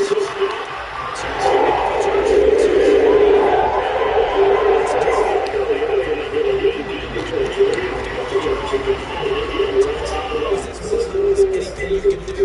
I can imagine. Because that's exactly what we got on that one. Neither one of these teams wants to give any ground. Here comes our turn from the first 7 years old. And he's probably realizing he should have stayed in the end zone as he got the first time return for Team Woodlawn.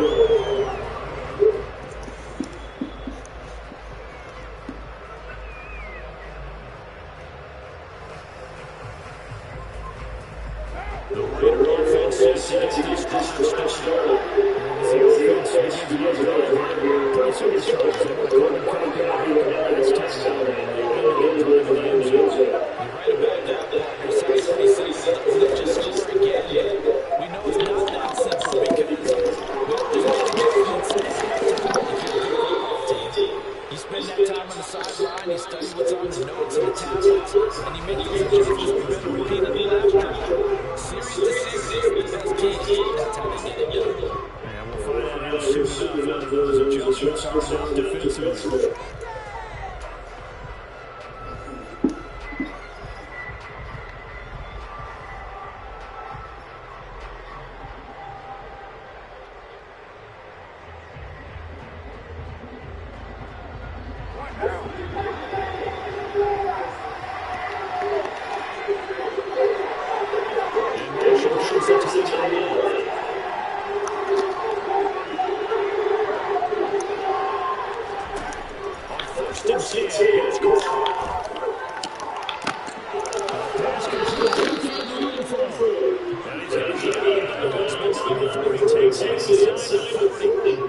It's another first down, big game here, 33 yards.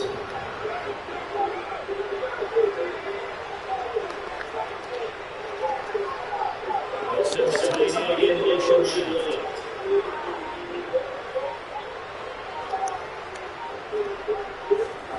Carr now on first down.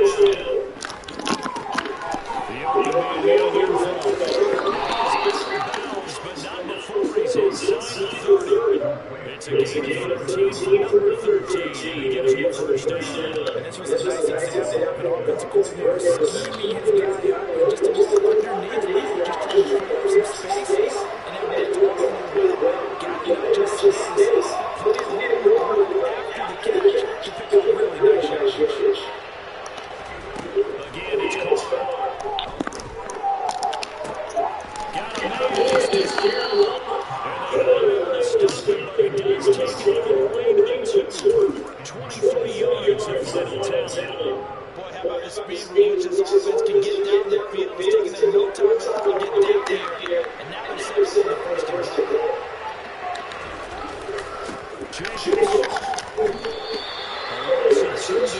Second down. The Jets use the first of the timeouts. They'll have 10 remaining as we step aside here in the second quarter. Back at the 4 here, second and goal. Changes again. And this time he'll be close to the goal line, but not quite in as he stopped at the 1-yard line. Now the Jets are going to run another timeout. That's their second, so it's got 1 remaining here in the second quarter. We'll be right back. They're with Jenkins. And this time he is in. Josh Jacobs punching it in for the yard. And the Raiders have taken the lead. So now he'll lead the Raiders out to go for 2. Carr will look to throw. And this will be Carr. They get the 2 and they double them now at 16-8. And the fourth one, they're on a 2-point drive. Not even the option to hand the ball off. They got it. They tried to create space, and there isn't a whole lot of it there for the defense. What you're trying to do is make sure someone, if they're going to catch you, make them catch you behind you because they run out of space. But in this case, it's the obvious way to do that.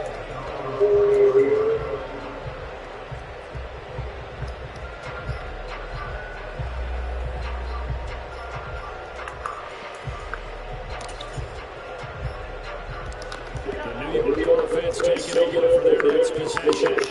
Well, this offense, Charles, remember the last time they were out here, marched out nearly the full from the air. So now let's see if they can duplicate that performance. Okay, but sure, change a little bit because I can hear my high school coach Josh. I can hear his voice in my head. Laddie, when you put the ball in the air, 3 things can happen, and 2 of them are bad. For the way the game's being played now, this is just part of what they do. So I don't think they should change anything at all. They've been been dominant. Keep throwing it around. So after the incompletion on first, now 2nd and 10. From the gun, Flacco. That's complete. It's a margin error. And they're going to take the game down. The throw will come across midfield. 1st and 10 here for Flacco. Open field against Combo. And he's going to get home. And they're going to be set down around the 15-yard line. So we'll off the flag and let the completion stand. Really great job by the receiver fighting through all the contact and still coming down with the football. All that great work and practice being put into the game.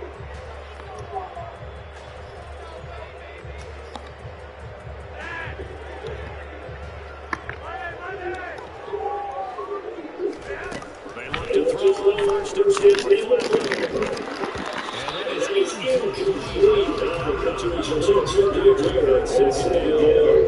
He did a fine job there not hitting any of the ball. I got to tell you, you can often mistime that play because of the angles of approach. When you're going to get him, sometimes you panic as well. They got to be there right now. Instead, in this case, he got there early and knocked it free.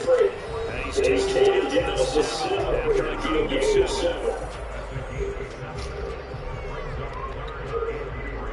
And looks like we got a dime set here defensively. 6 DBs in the game.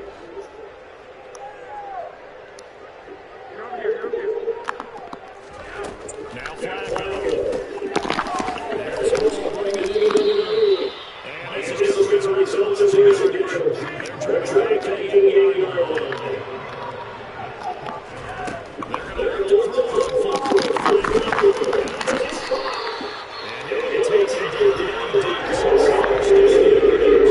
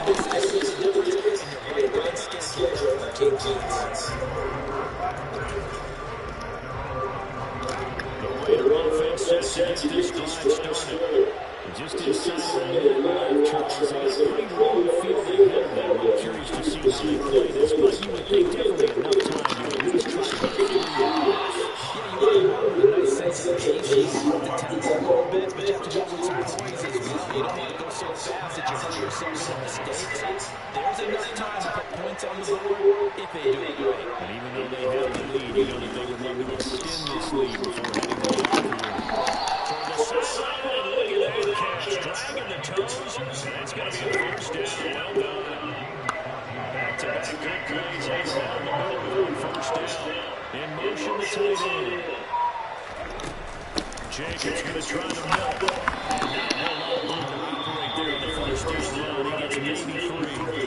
The Raiders going to use one of their timeouts as the clock will stop with 45 seconds to go in the first half. And the last run got 3. Now here's 2nd and 7. And they'll bring the big tight end across the formation left.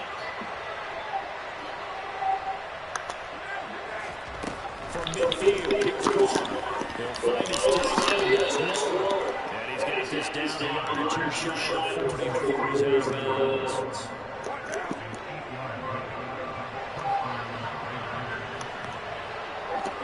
In motion goes the tight end.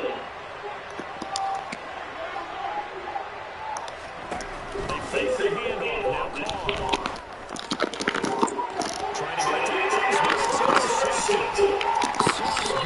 Picks it off. And the Jets are going to get it for 4 yards against the 38-yard line. Well, we saw plenty of that during his most heralded college career. Parlay that into becoming a first-round selection. And now here he is making interceptions in the National Football League. This is a guy that has all the physical tools, but the thing that sets him apart is what he's got between his ears. And that's the sixth sense for knowing where the football is going. Just an excellent play there to create the turnover. The New York offense taking over for their next possession.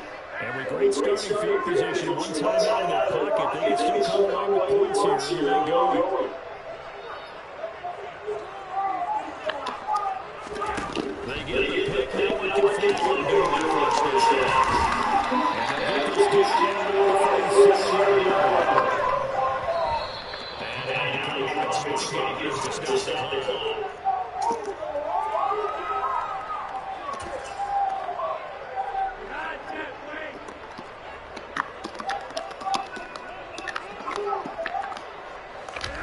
Flacco here on second down. And he takes a shot on the way, so this will be incomplete.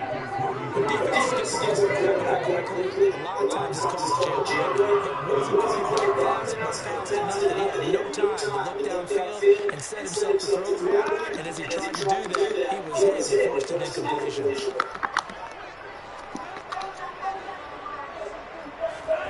Third down, Flacco needs to use the yardage. He races it, and that will be incomplete. Third down is a down to exercise. Know they have something to win, and the name they gave the defense is pressure on the quarterback. But pressure on the quarterback with contact, that's how you end up winning it.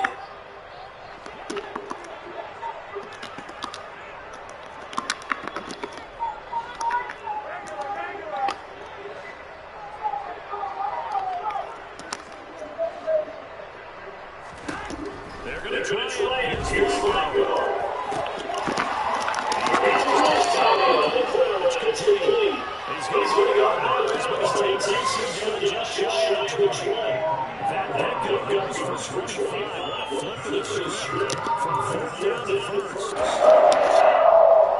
Now with 5 seconds left, not really enough time to run another play and then stop it. So on comes the field goal unit. Zerline's kick is open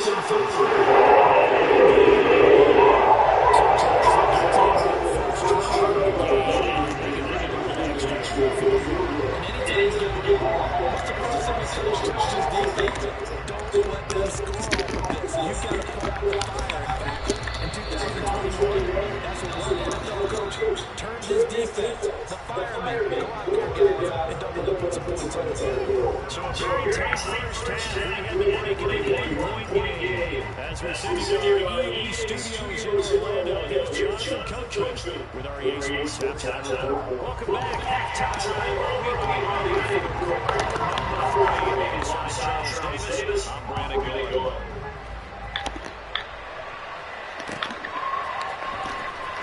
This will be return from deep in the end zone. And he's able to get this across the 20, but not by much as he's moved down officially at the 21. The Raider offense set to get this drive started. This offense, Charles, had a strong first half throwing the football, at least in terms of yardage, but it hasn't translated so far to scoring beginning for the quarter here. Trailing and looking for a little momentum. Yeah, you're right about that because, let's face it, in the first half, most of their focus is in the passing game. To their credit, resulted in a healthy amount of yardage. So I would think that at halftime, they're going to anticipate that defense loosening up a little bit to try and cover the passing lane. They've got to get the running game going, and there should be some gaps to run through now. 1 second down, Jacobs. And he'll take it down shy of the 45 at the 46. So in Jet territory now, here's first and 10 at the 46. Once again, it's Jacobs. 53 yards on the ground for him so far. The last run got 6. Now 2nd and 4.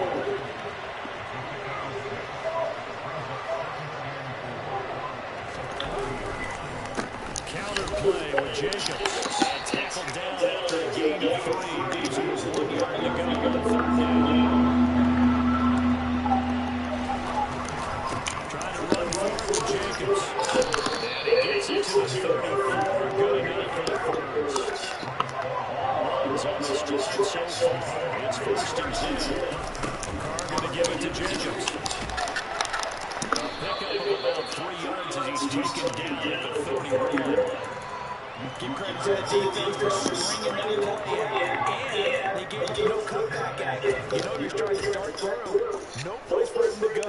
A nice job there, only giving up a 3-yard gain. Snap will come from the 31 on 2nd and 7. And the tight end goes in motion left.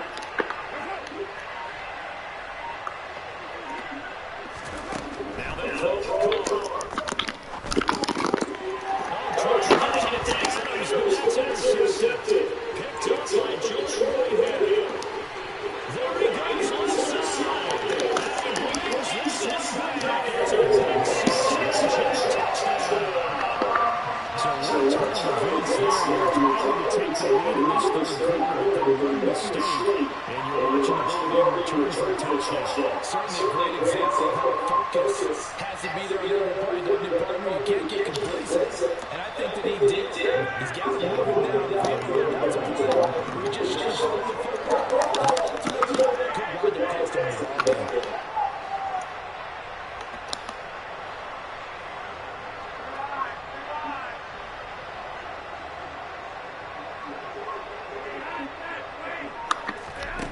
They'll try and throw forward. And it's intercepted at the line. Picked up by Trevor Merrick.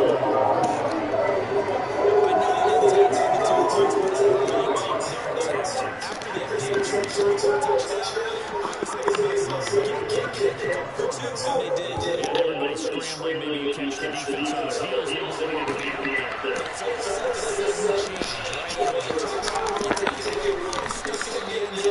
Keep the momentum going. Give credit to the defensive guys for rallying and stopping that 2-point attempt. The Raider offense set to get this drive started. They're looking to make it into the 180. They are sputtering right now. And frankly, I think it's time to call the playmakers together. It's all right, guys. We need you to do this match. We need you to get us back on track and get us going in the right direction. So your calling plays geared to that. Not necessarily to look at your first opportunity defense. I want the ball in the hands of X, Y, and Z and see if we can move forward. So don't get too cute. Go to the playmakers. Meanwhile, Carter's full tackle by Adams. And he'll get this one right just shy of the 45-yard line. On the handoff, this is Jacobs. And a good run here as he'll run all the way down to the 40-yard line. Under a minute to go in this 3rd quarter as they come up 1st and 10.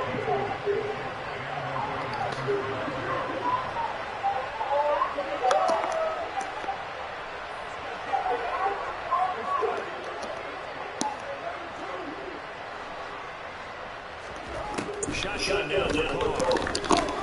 That's complete to his tight end. And they're out this time inside the 30.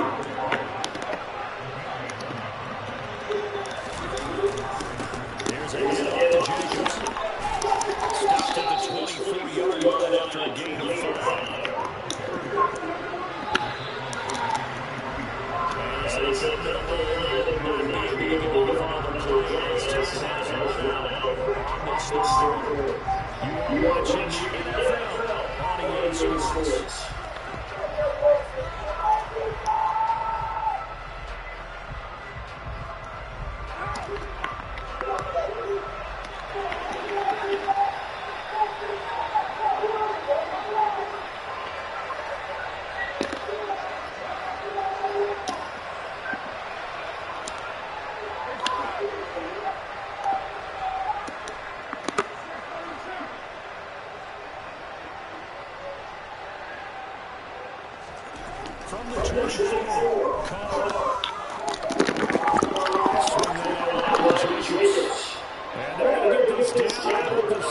13-yard run here. Running out of Jacobs. And running inside. Defensive line. He'll be back on the line of scrimmage. Second down, Jacobs once more. And effective running here. He'll take it down inside the 10. Ninth play here on this drive. This is third and goal. The Jets are going to use the first of their timeouts. That'll leave them with 2 remaining. We'll be back after this. So they just need one yard here to pick up the first down.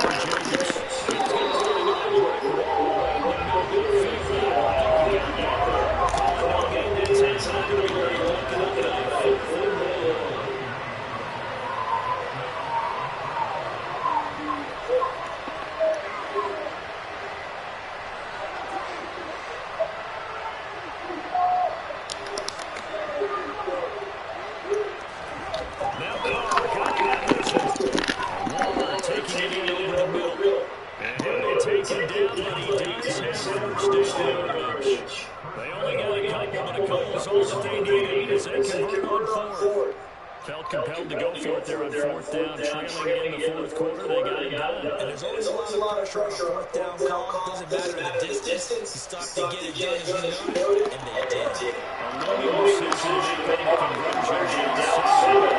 First things first. First and goal. And takes it in the end zone for a Raider touchdown. Josh Jacobs, his second touchdown of the afternoon. And the Raiders are an extra point away from tying this game.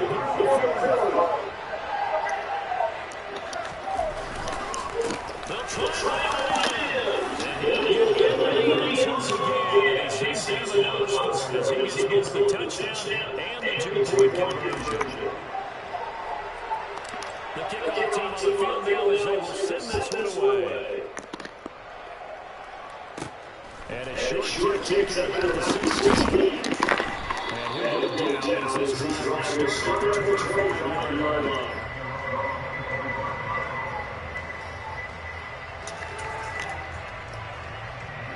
Jets offense coming up now to start the next drive. We certainly have a good one on our hands. They're trailing after that last touchdown, but now the chance for this offense to try to snag that lead right back in the fourth quarter. To start the drive, but incomplete. Well, any constant completion is good for defense.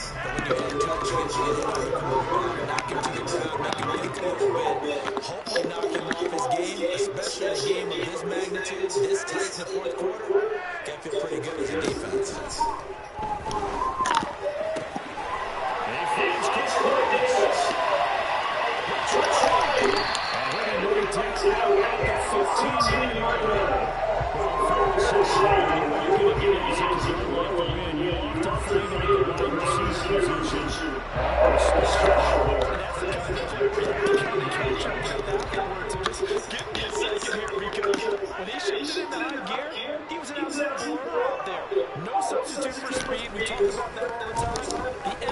Oh, I could have picked that. Why I hesitated.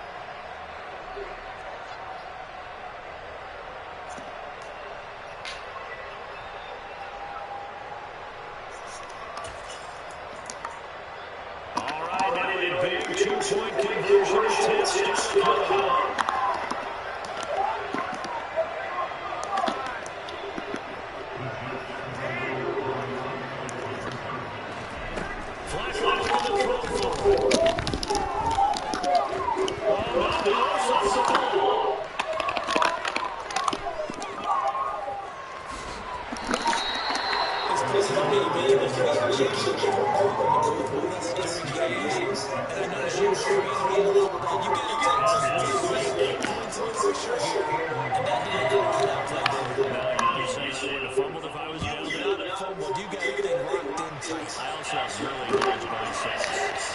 We'll see a return here from the end zone.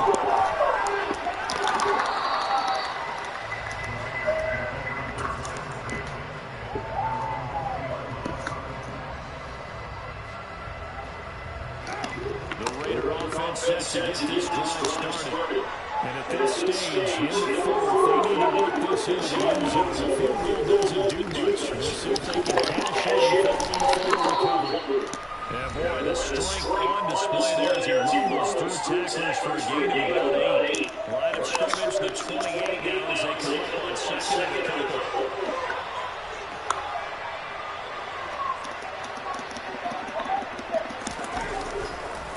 Running straight ahead is Jacobs. And they're going to have this across midfield and inside the 35.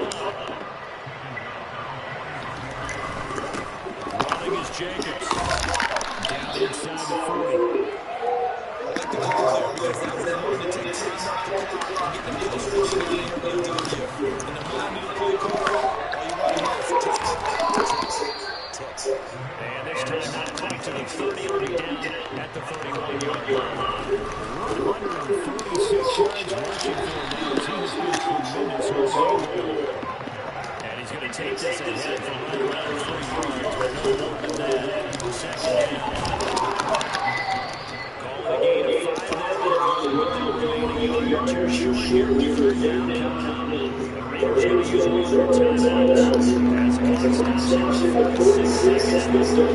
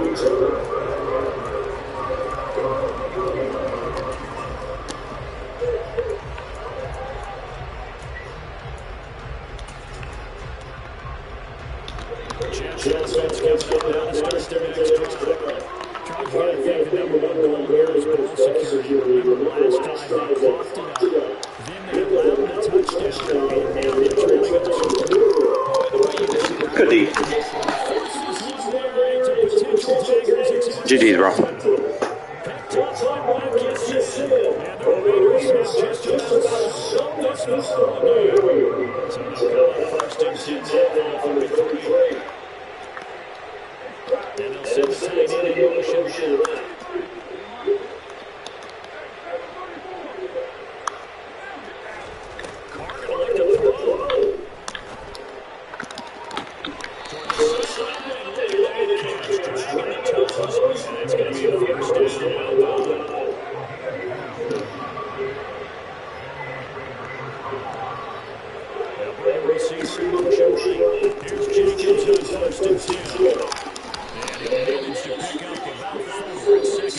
Boy, that's how you win games, bro. I'm telling you.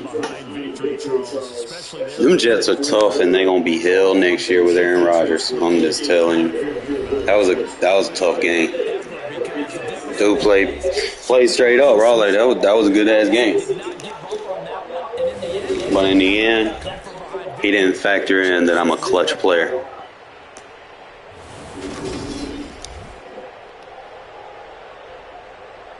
I think my defense did enough to kind of force pressures when I needed to. Both kind of threw picks. I had a high completion rating though. Jacobs balled out. Like I know, like when I'm trying to close a game out, bro, that's when I'll lean heavily on Jacobs, bro. Dude had 29 attempts. Waller did his thing. Y'all might want to watch out for that tight end, bro. That dude was pretty tough to lock up. Renfro did his thing. Adams did his thing.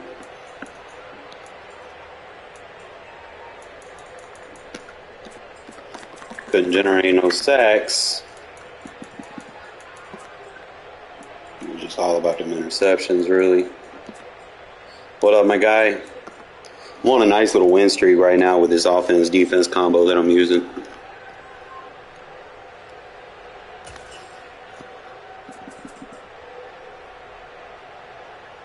In the end, someone's going to fold somewhere, you know, just kind of go look and see what you got beat by. It's like he tried to use little stick concepts. I jammed this guy further so he couldn't go out. I was thinking the bracket coverage should have reacted better. I'm a little disappointed in Diablo on that one.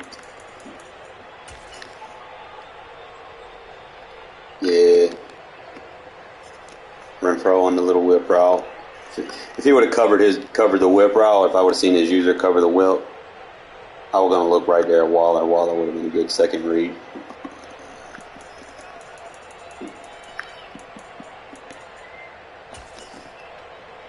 Well, Hunter Renfro catching him on the bench route, bro. Because he was so worried about that flat route because I was glitching his coverage out, so he took his user to try to take the flat route. Well, the problem is now you're going to give me everything I want on the other side of the field. I seen his click on. He was on the safety. He tried to put a hard flat adjustment or manned him up one. But his safety just out of position.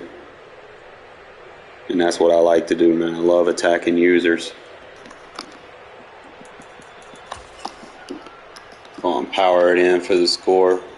I will say that fucking Mumford, look at Mumford, bro. 77 holds his block. Like, he's not, like, wow on his stats, but with him over there, I think he has a good acceleration, if I'm not mistaken. I think he has better acceleration than Illuminor. But he can get into his block and square his shoulders up and just drive his guy away. I've been noticing that a lot with him. I forced this one. I thought I could have squeezed it, but his user was like right there in the middle because I was going to hit Waller. And he bracketed old dude on the other side. I should have ran an in route or something. That was just my fault. Got the ball, drove down, and then I fucking threw a pick, bro. That shit pissed me off. Because what I did, I seen Adams right there. I'm like, okay, I'm going to hit that. And then I fucking hesitated and accidentally did the fucking freeform unintentionally. And it made me throw a hard flat read that was a pick. Get them with my coverage adjustments out of the 3-4 odd. I did all kind of crazy shit. I think I had both edges and hard flats. I had 2/3 and a quarter and a hook, I think. And then my user was basically the other hook, so I was waiting for the first crosser. I don't think I had a hard flat on that side. I think he was manned up.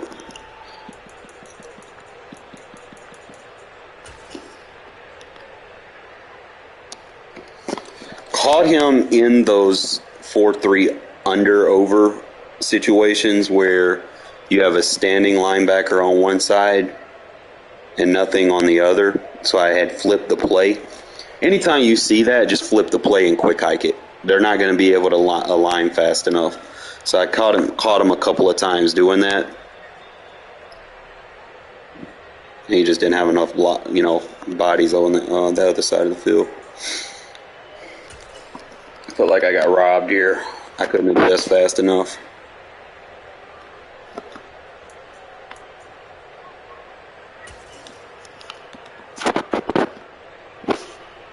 I should have picked that. Like, I seen it. I'm right there. I should have picked that. I didn't take my hand off the defensive assist fast enough, though. All right, here's the one where we get the crazy user adjustments for coverage. I think I had put both outside CBs and hard flats. And then I think I want to say my safety was in a quarter zone or man. I'm trying to remember. I think it was quarter. So the hard flat took the out route away. My user, I'm taking away the whip route. He's got 3 routes on this side of the field. His running back's blocking. He's fucked. At that point, once I've taken away everything on that side and you're running to the right, it's over, bro. Because I got that hard flat and that hook sitting right there. It's just good user adjustment on my part. Just hit Darren Waller with... It's like the best route you can have in the red zone. This pretty much sealed the game right here. He kept running that same play. I don't know why he didn't go with the curl. Like, he had 2 curls. I'm playing over the top. I want to keep everything in front of me. Now, I could have put a soft squat on that side, but I wanted to get that bracket coverage just in case he tried to pass lead it. Pressure burst pipes in these situations, people just try to throw it to their speed receiver, but I put a user-adjusted zone on it. And that's why I said I put that outside quarter over there so he couldn't pass lead it out. And the outside quarter comes away with the interception.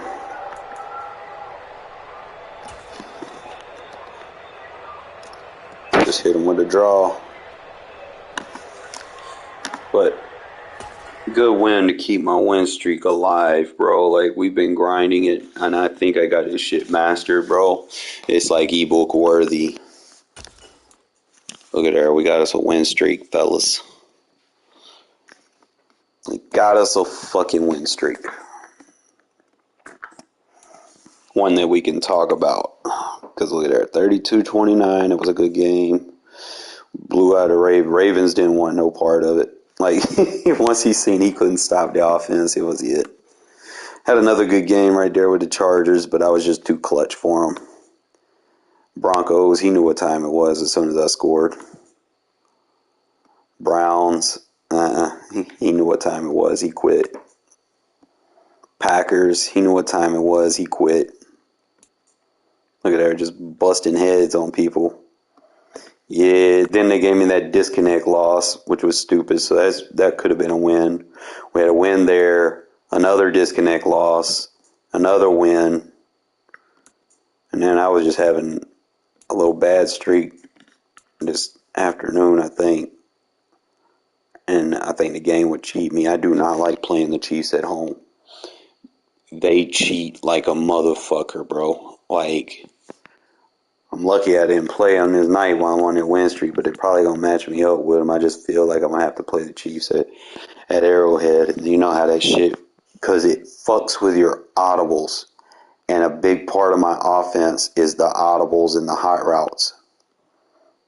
So it's like when I go to the Chiefs, it fucks up my everything that I, work on. So, like, I'm guessing, like, if I play anybody, I'm banning the Chiefs. Like, any team that has that shit that affects your offense, that shit needs to be taken out of the game. Like, there's no reason. That's almost like a cheat code. It's like you're going to hinder someone's ability to hike the ball because they can't make their adjustments. That's just dumb.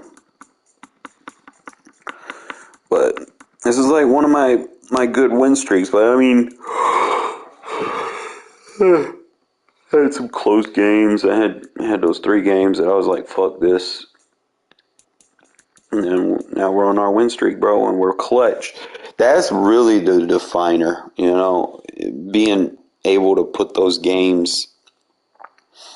Peters would be a nice sign. End of the day, anything would be an upgrade over what we got. But someone's going to get cut in the process.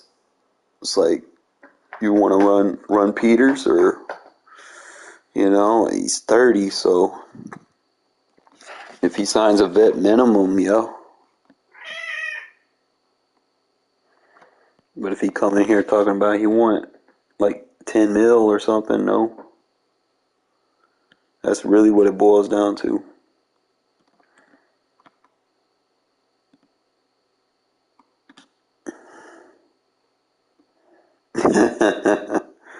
Define worst.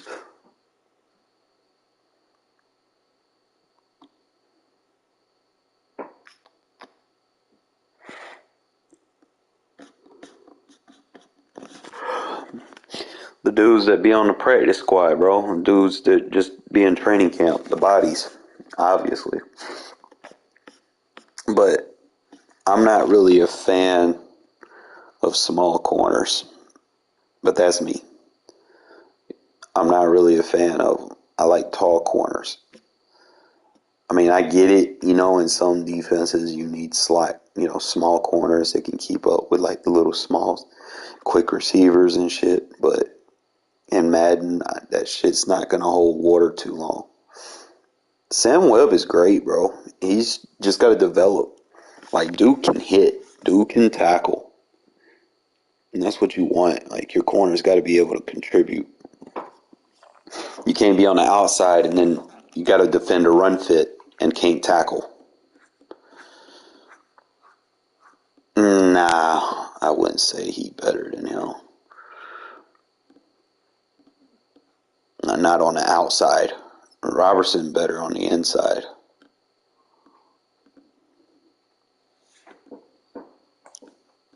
Because he can play the seams and, he can catch those post routes.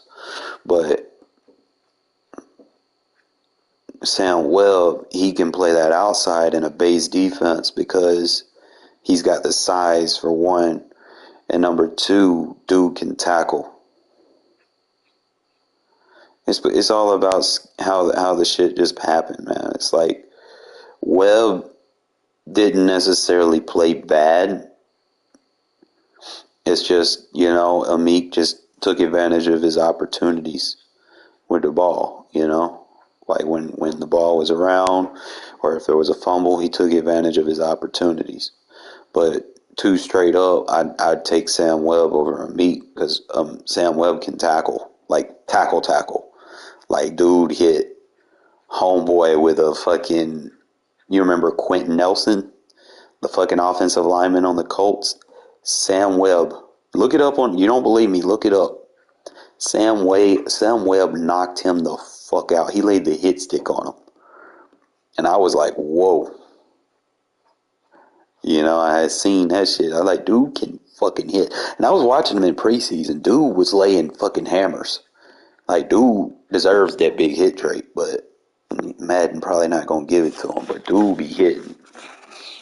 Like, dude better than that fucking Witherspoon that Seattle think they got. Seattle think they got a hammer. No, Sam Webb is a fucking hammer. I'm gonna be honest. I'm trying to see.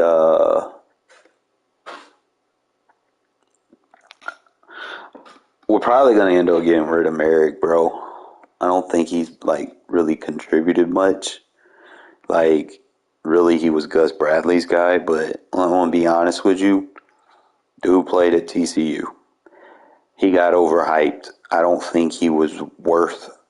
I mean, I'm glad we didn't take him in the first because if we would have took him in the first, he would have just been a bust. Like, dude's not, like, he not nice.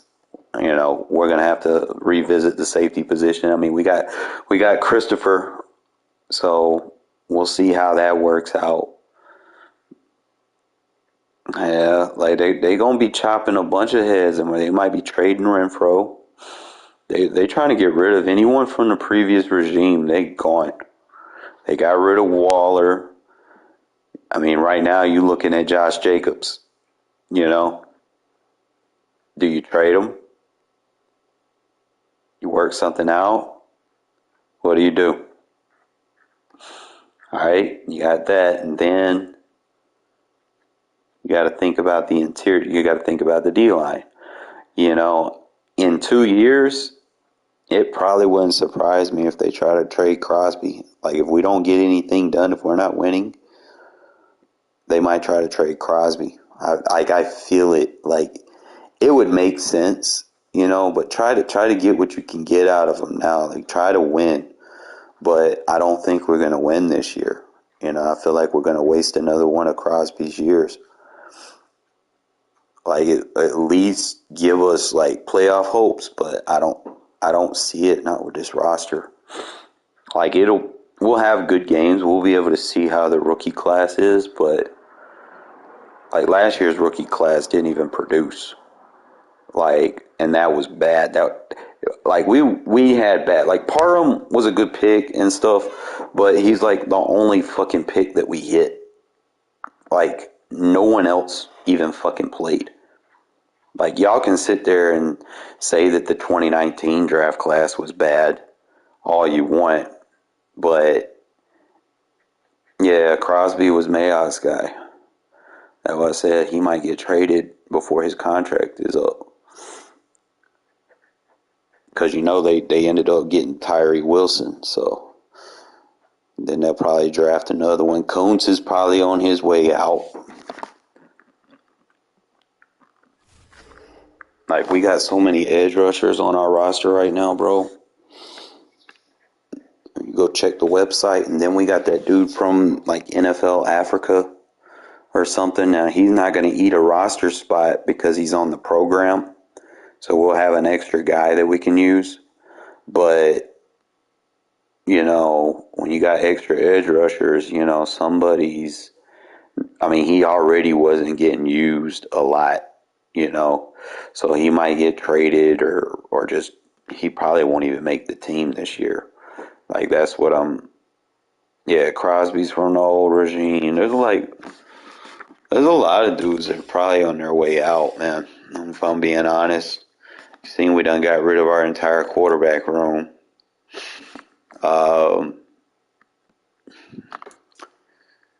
We let Foster Moreau go. So we got a new tight end room. All the tight ends we got were the guys that they've handpicked.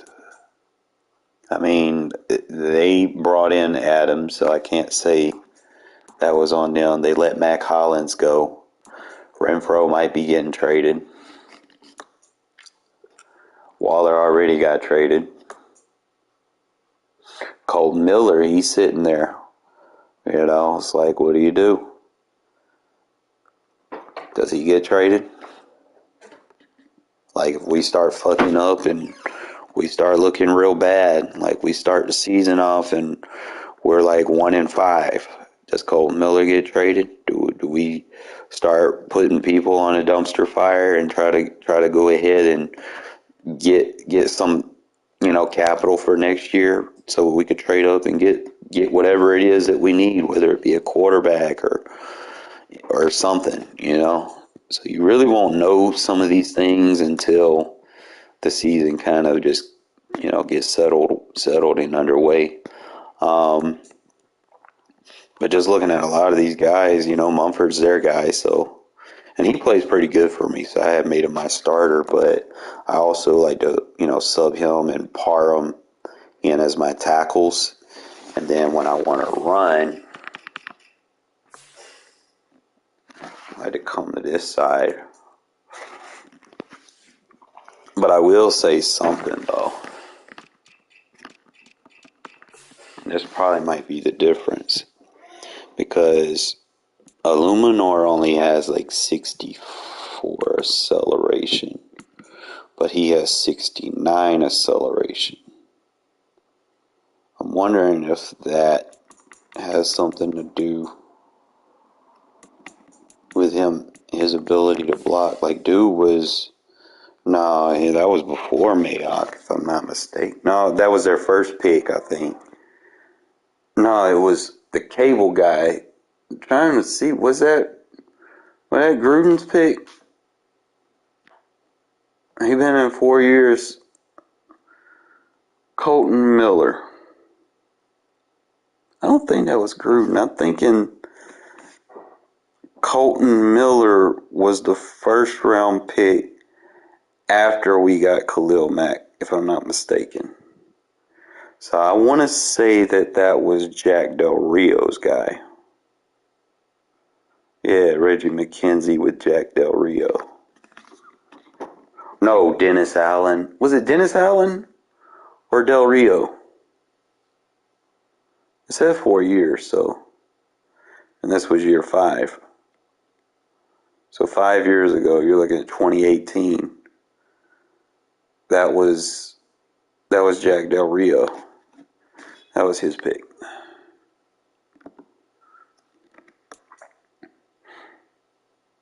Trying to see.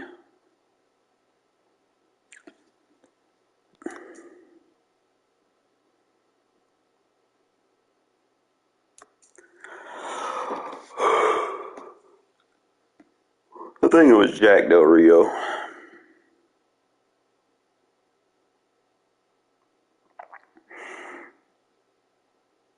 And I want fucking Matthew Butler to fucking produce for me.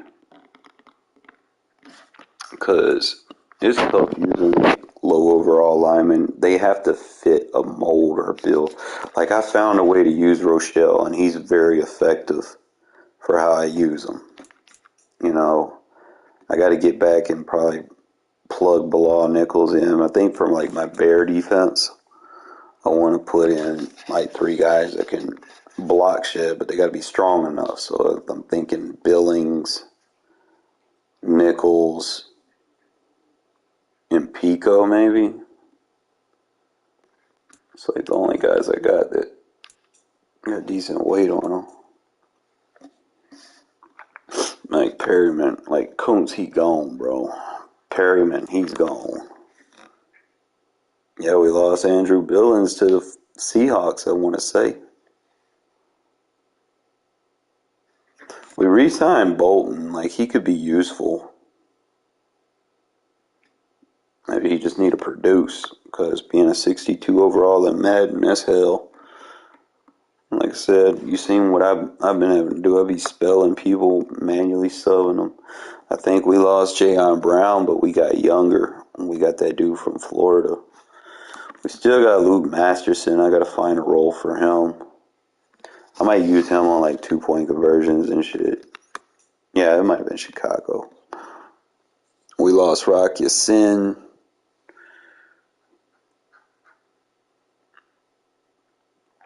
We lost Sidney Jones, but he wasn't big enough. We lost Anthony Averett. We re-signed Meek.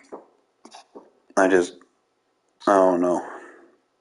Meek's better than that corner Shelley, Duke Shelley.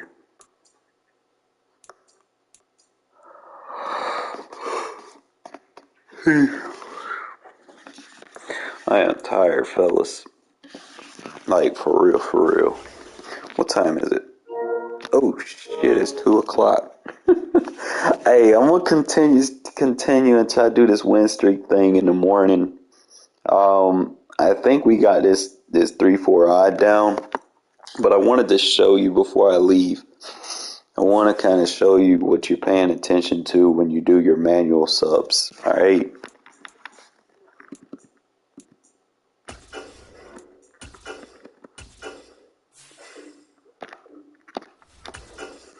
Everything that I've always taught is about where players align. Okay.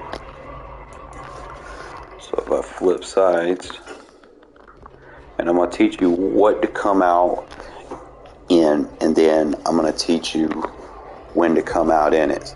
So we just go ahead and run this play.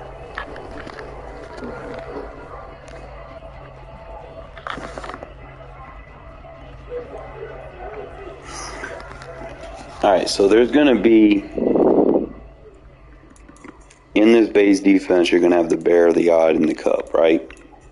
Now, two of them are almost similar with the front seven. The only thing that changes is the safety position between the bear and the cub. All right? But you will notice that between the odd and the bear, that your D-line shifts, your center doesn't shift. You notice that the centerpiece is a nose. So you obviously want your nose tag right there.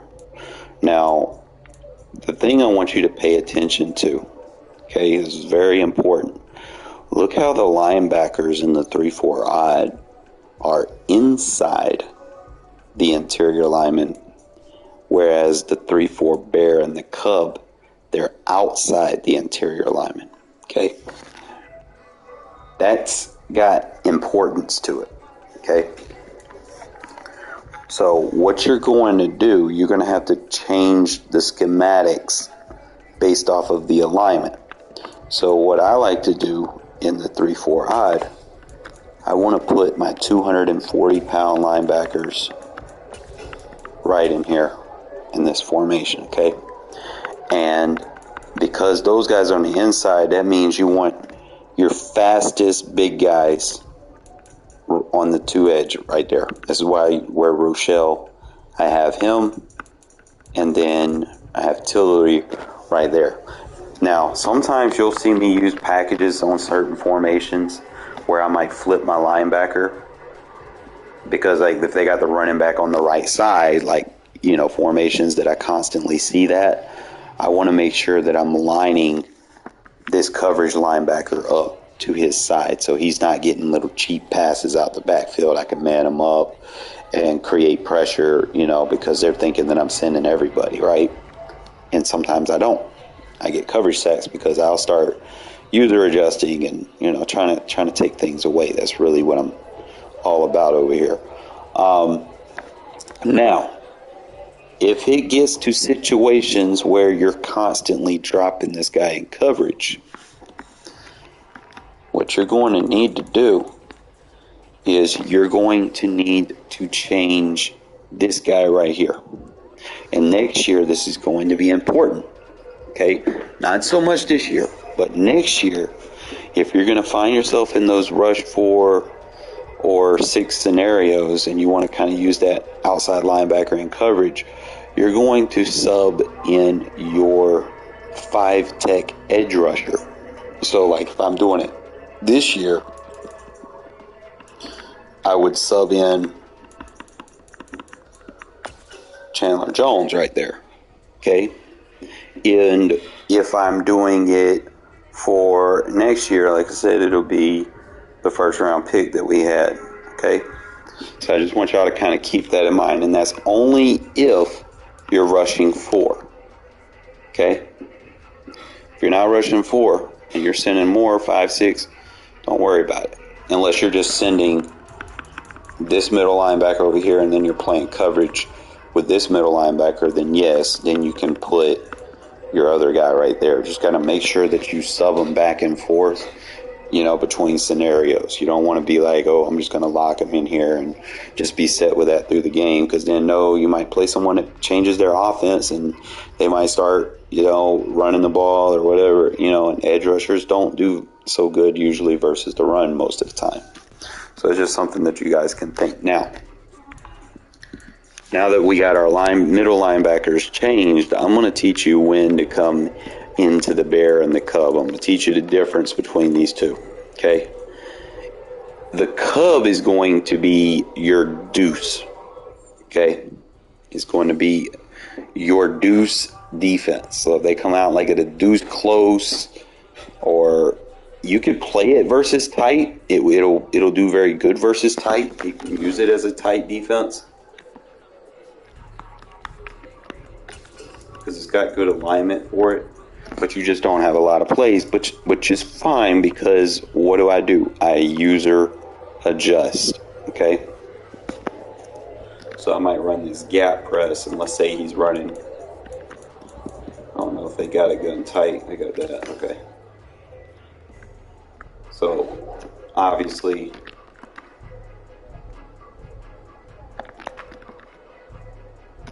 Usually I might just play that hard flat. Now this aligns very good with gun tight. Now I know I use 3/4 odd most of the time, but I'm probably going to use cup because you're going to get the pressure on there.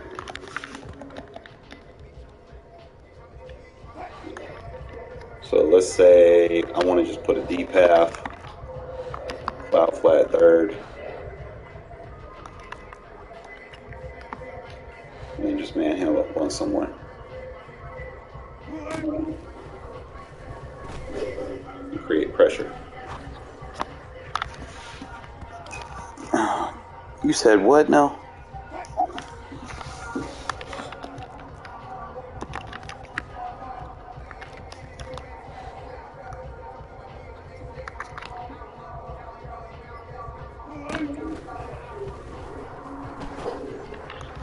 Look at that. So that's what I said. Cub is also good. Like it's anytime they want to play tight like that, or come out in tight formations, you're going to play the cub and then just use my user adjustments to stop like the corner routes and stuff. So like, let's say they run this little spot route.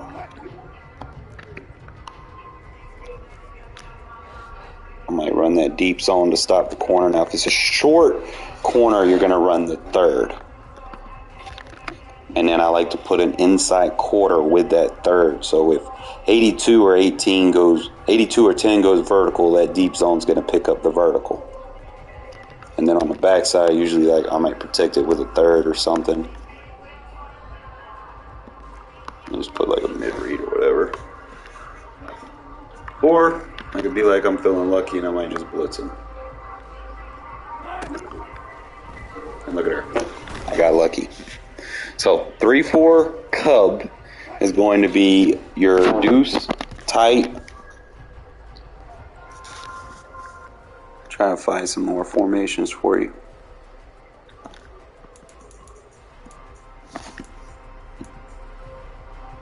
You use it as a tight Y off. You can use it as a wing flex.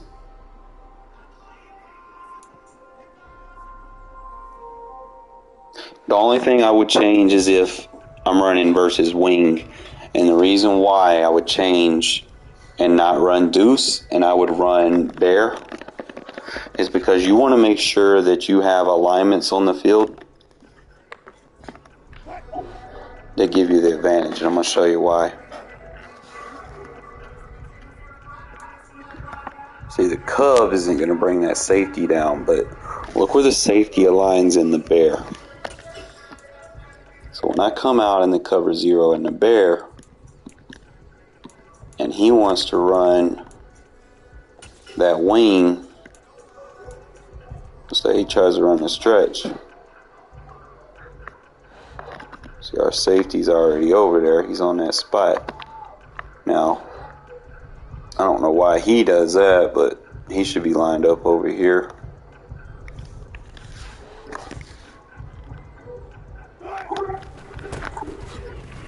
You're not running on that defense.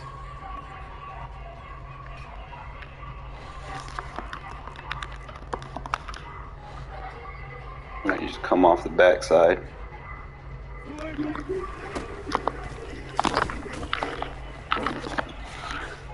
Now, in the cub and bear, obviously I would probably change my D line up a little bit and probably put, my strongest guy on the strong side, and then my quicker guy on the other side. But fellas, I am tired as hell. I need to get me some sleep. I will be back at it in the morning. And if y'all have any questions, man, make sure you put it in the chat. We're gonna try to continue that win streak that we got.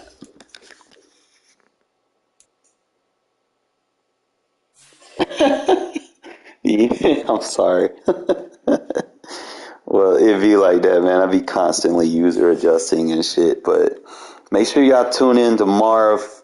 I should be pretty early in the morning, but not like early, like 8 or so. I'll be up, and then we can get back into it. And hopefully we can keep that win streak up. Like, my biggest win streak was 45, and that was before I started dealing with the blue screen shit on current gen. So that was what, Madden, I want to say 22, 21, 22. What's up, Survivor?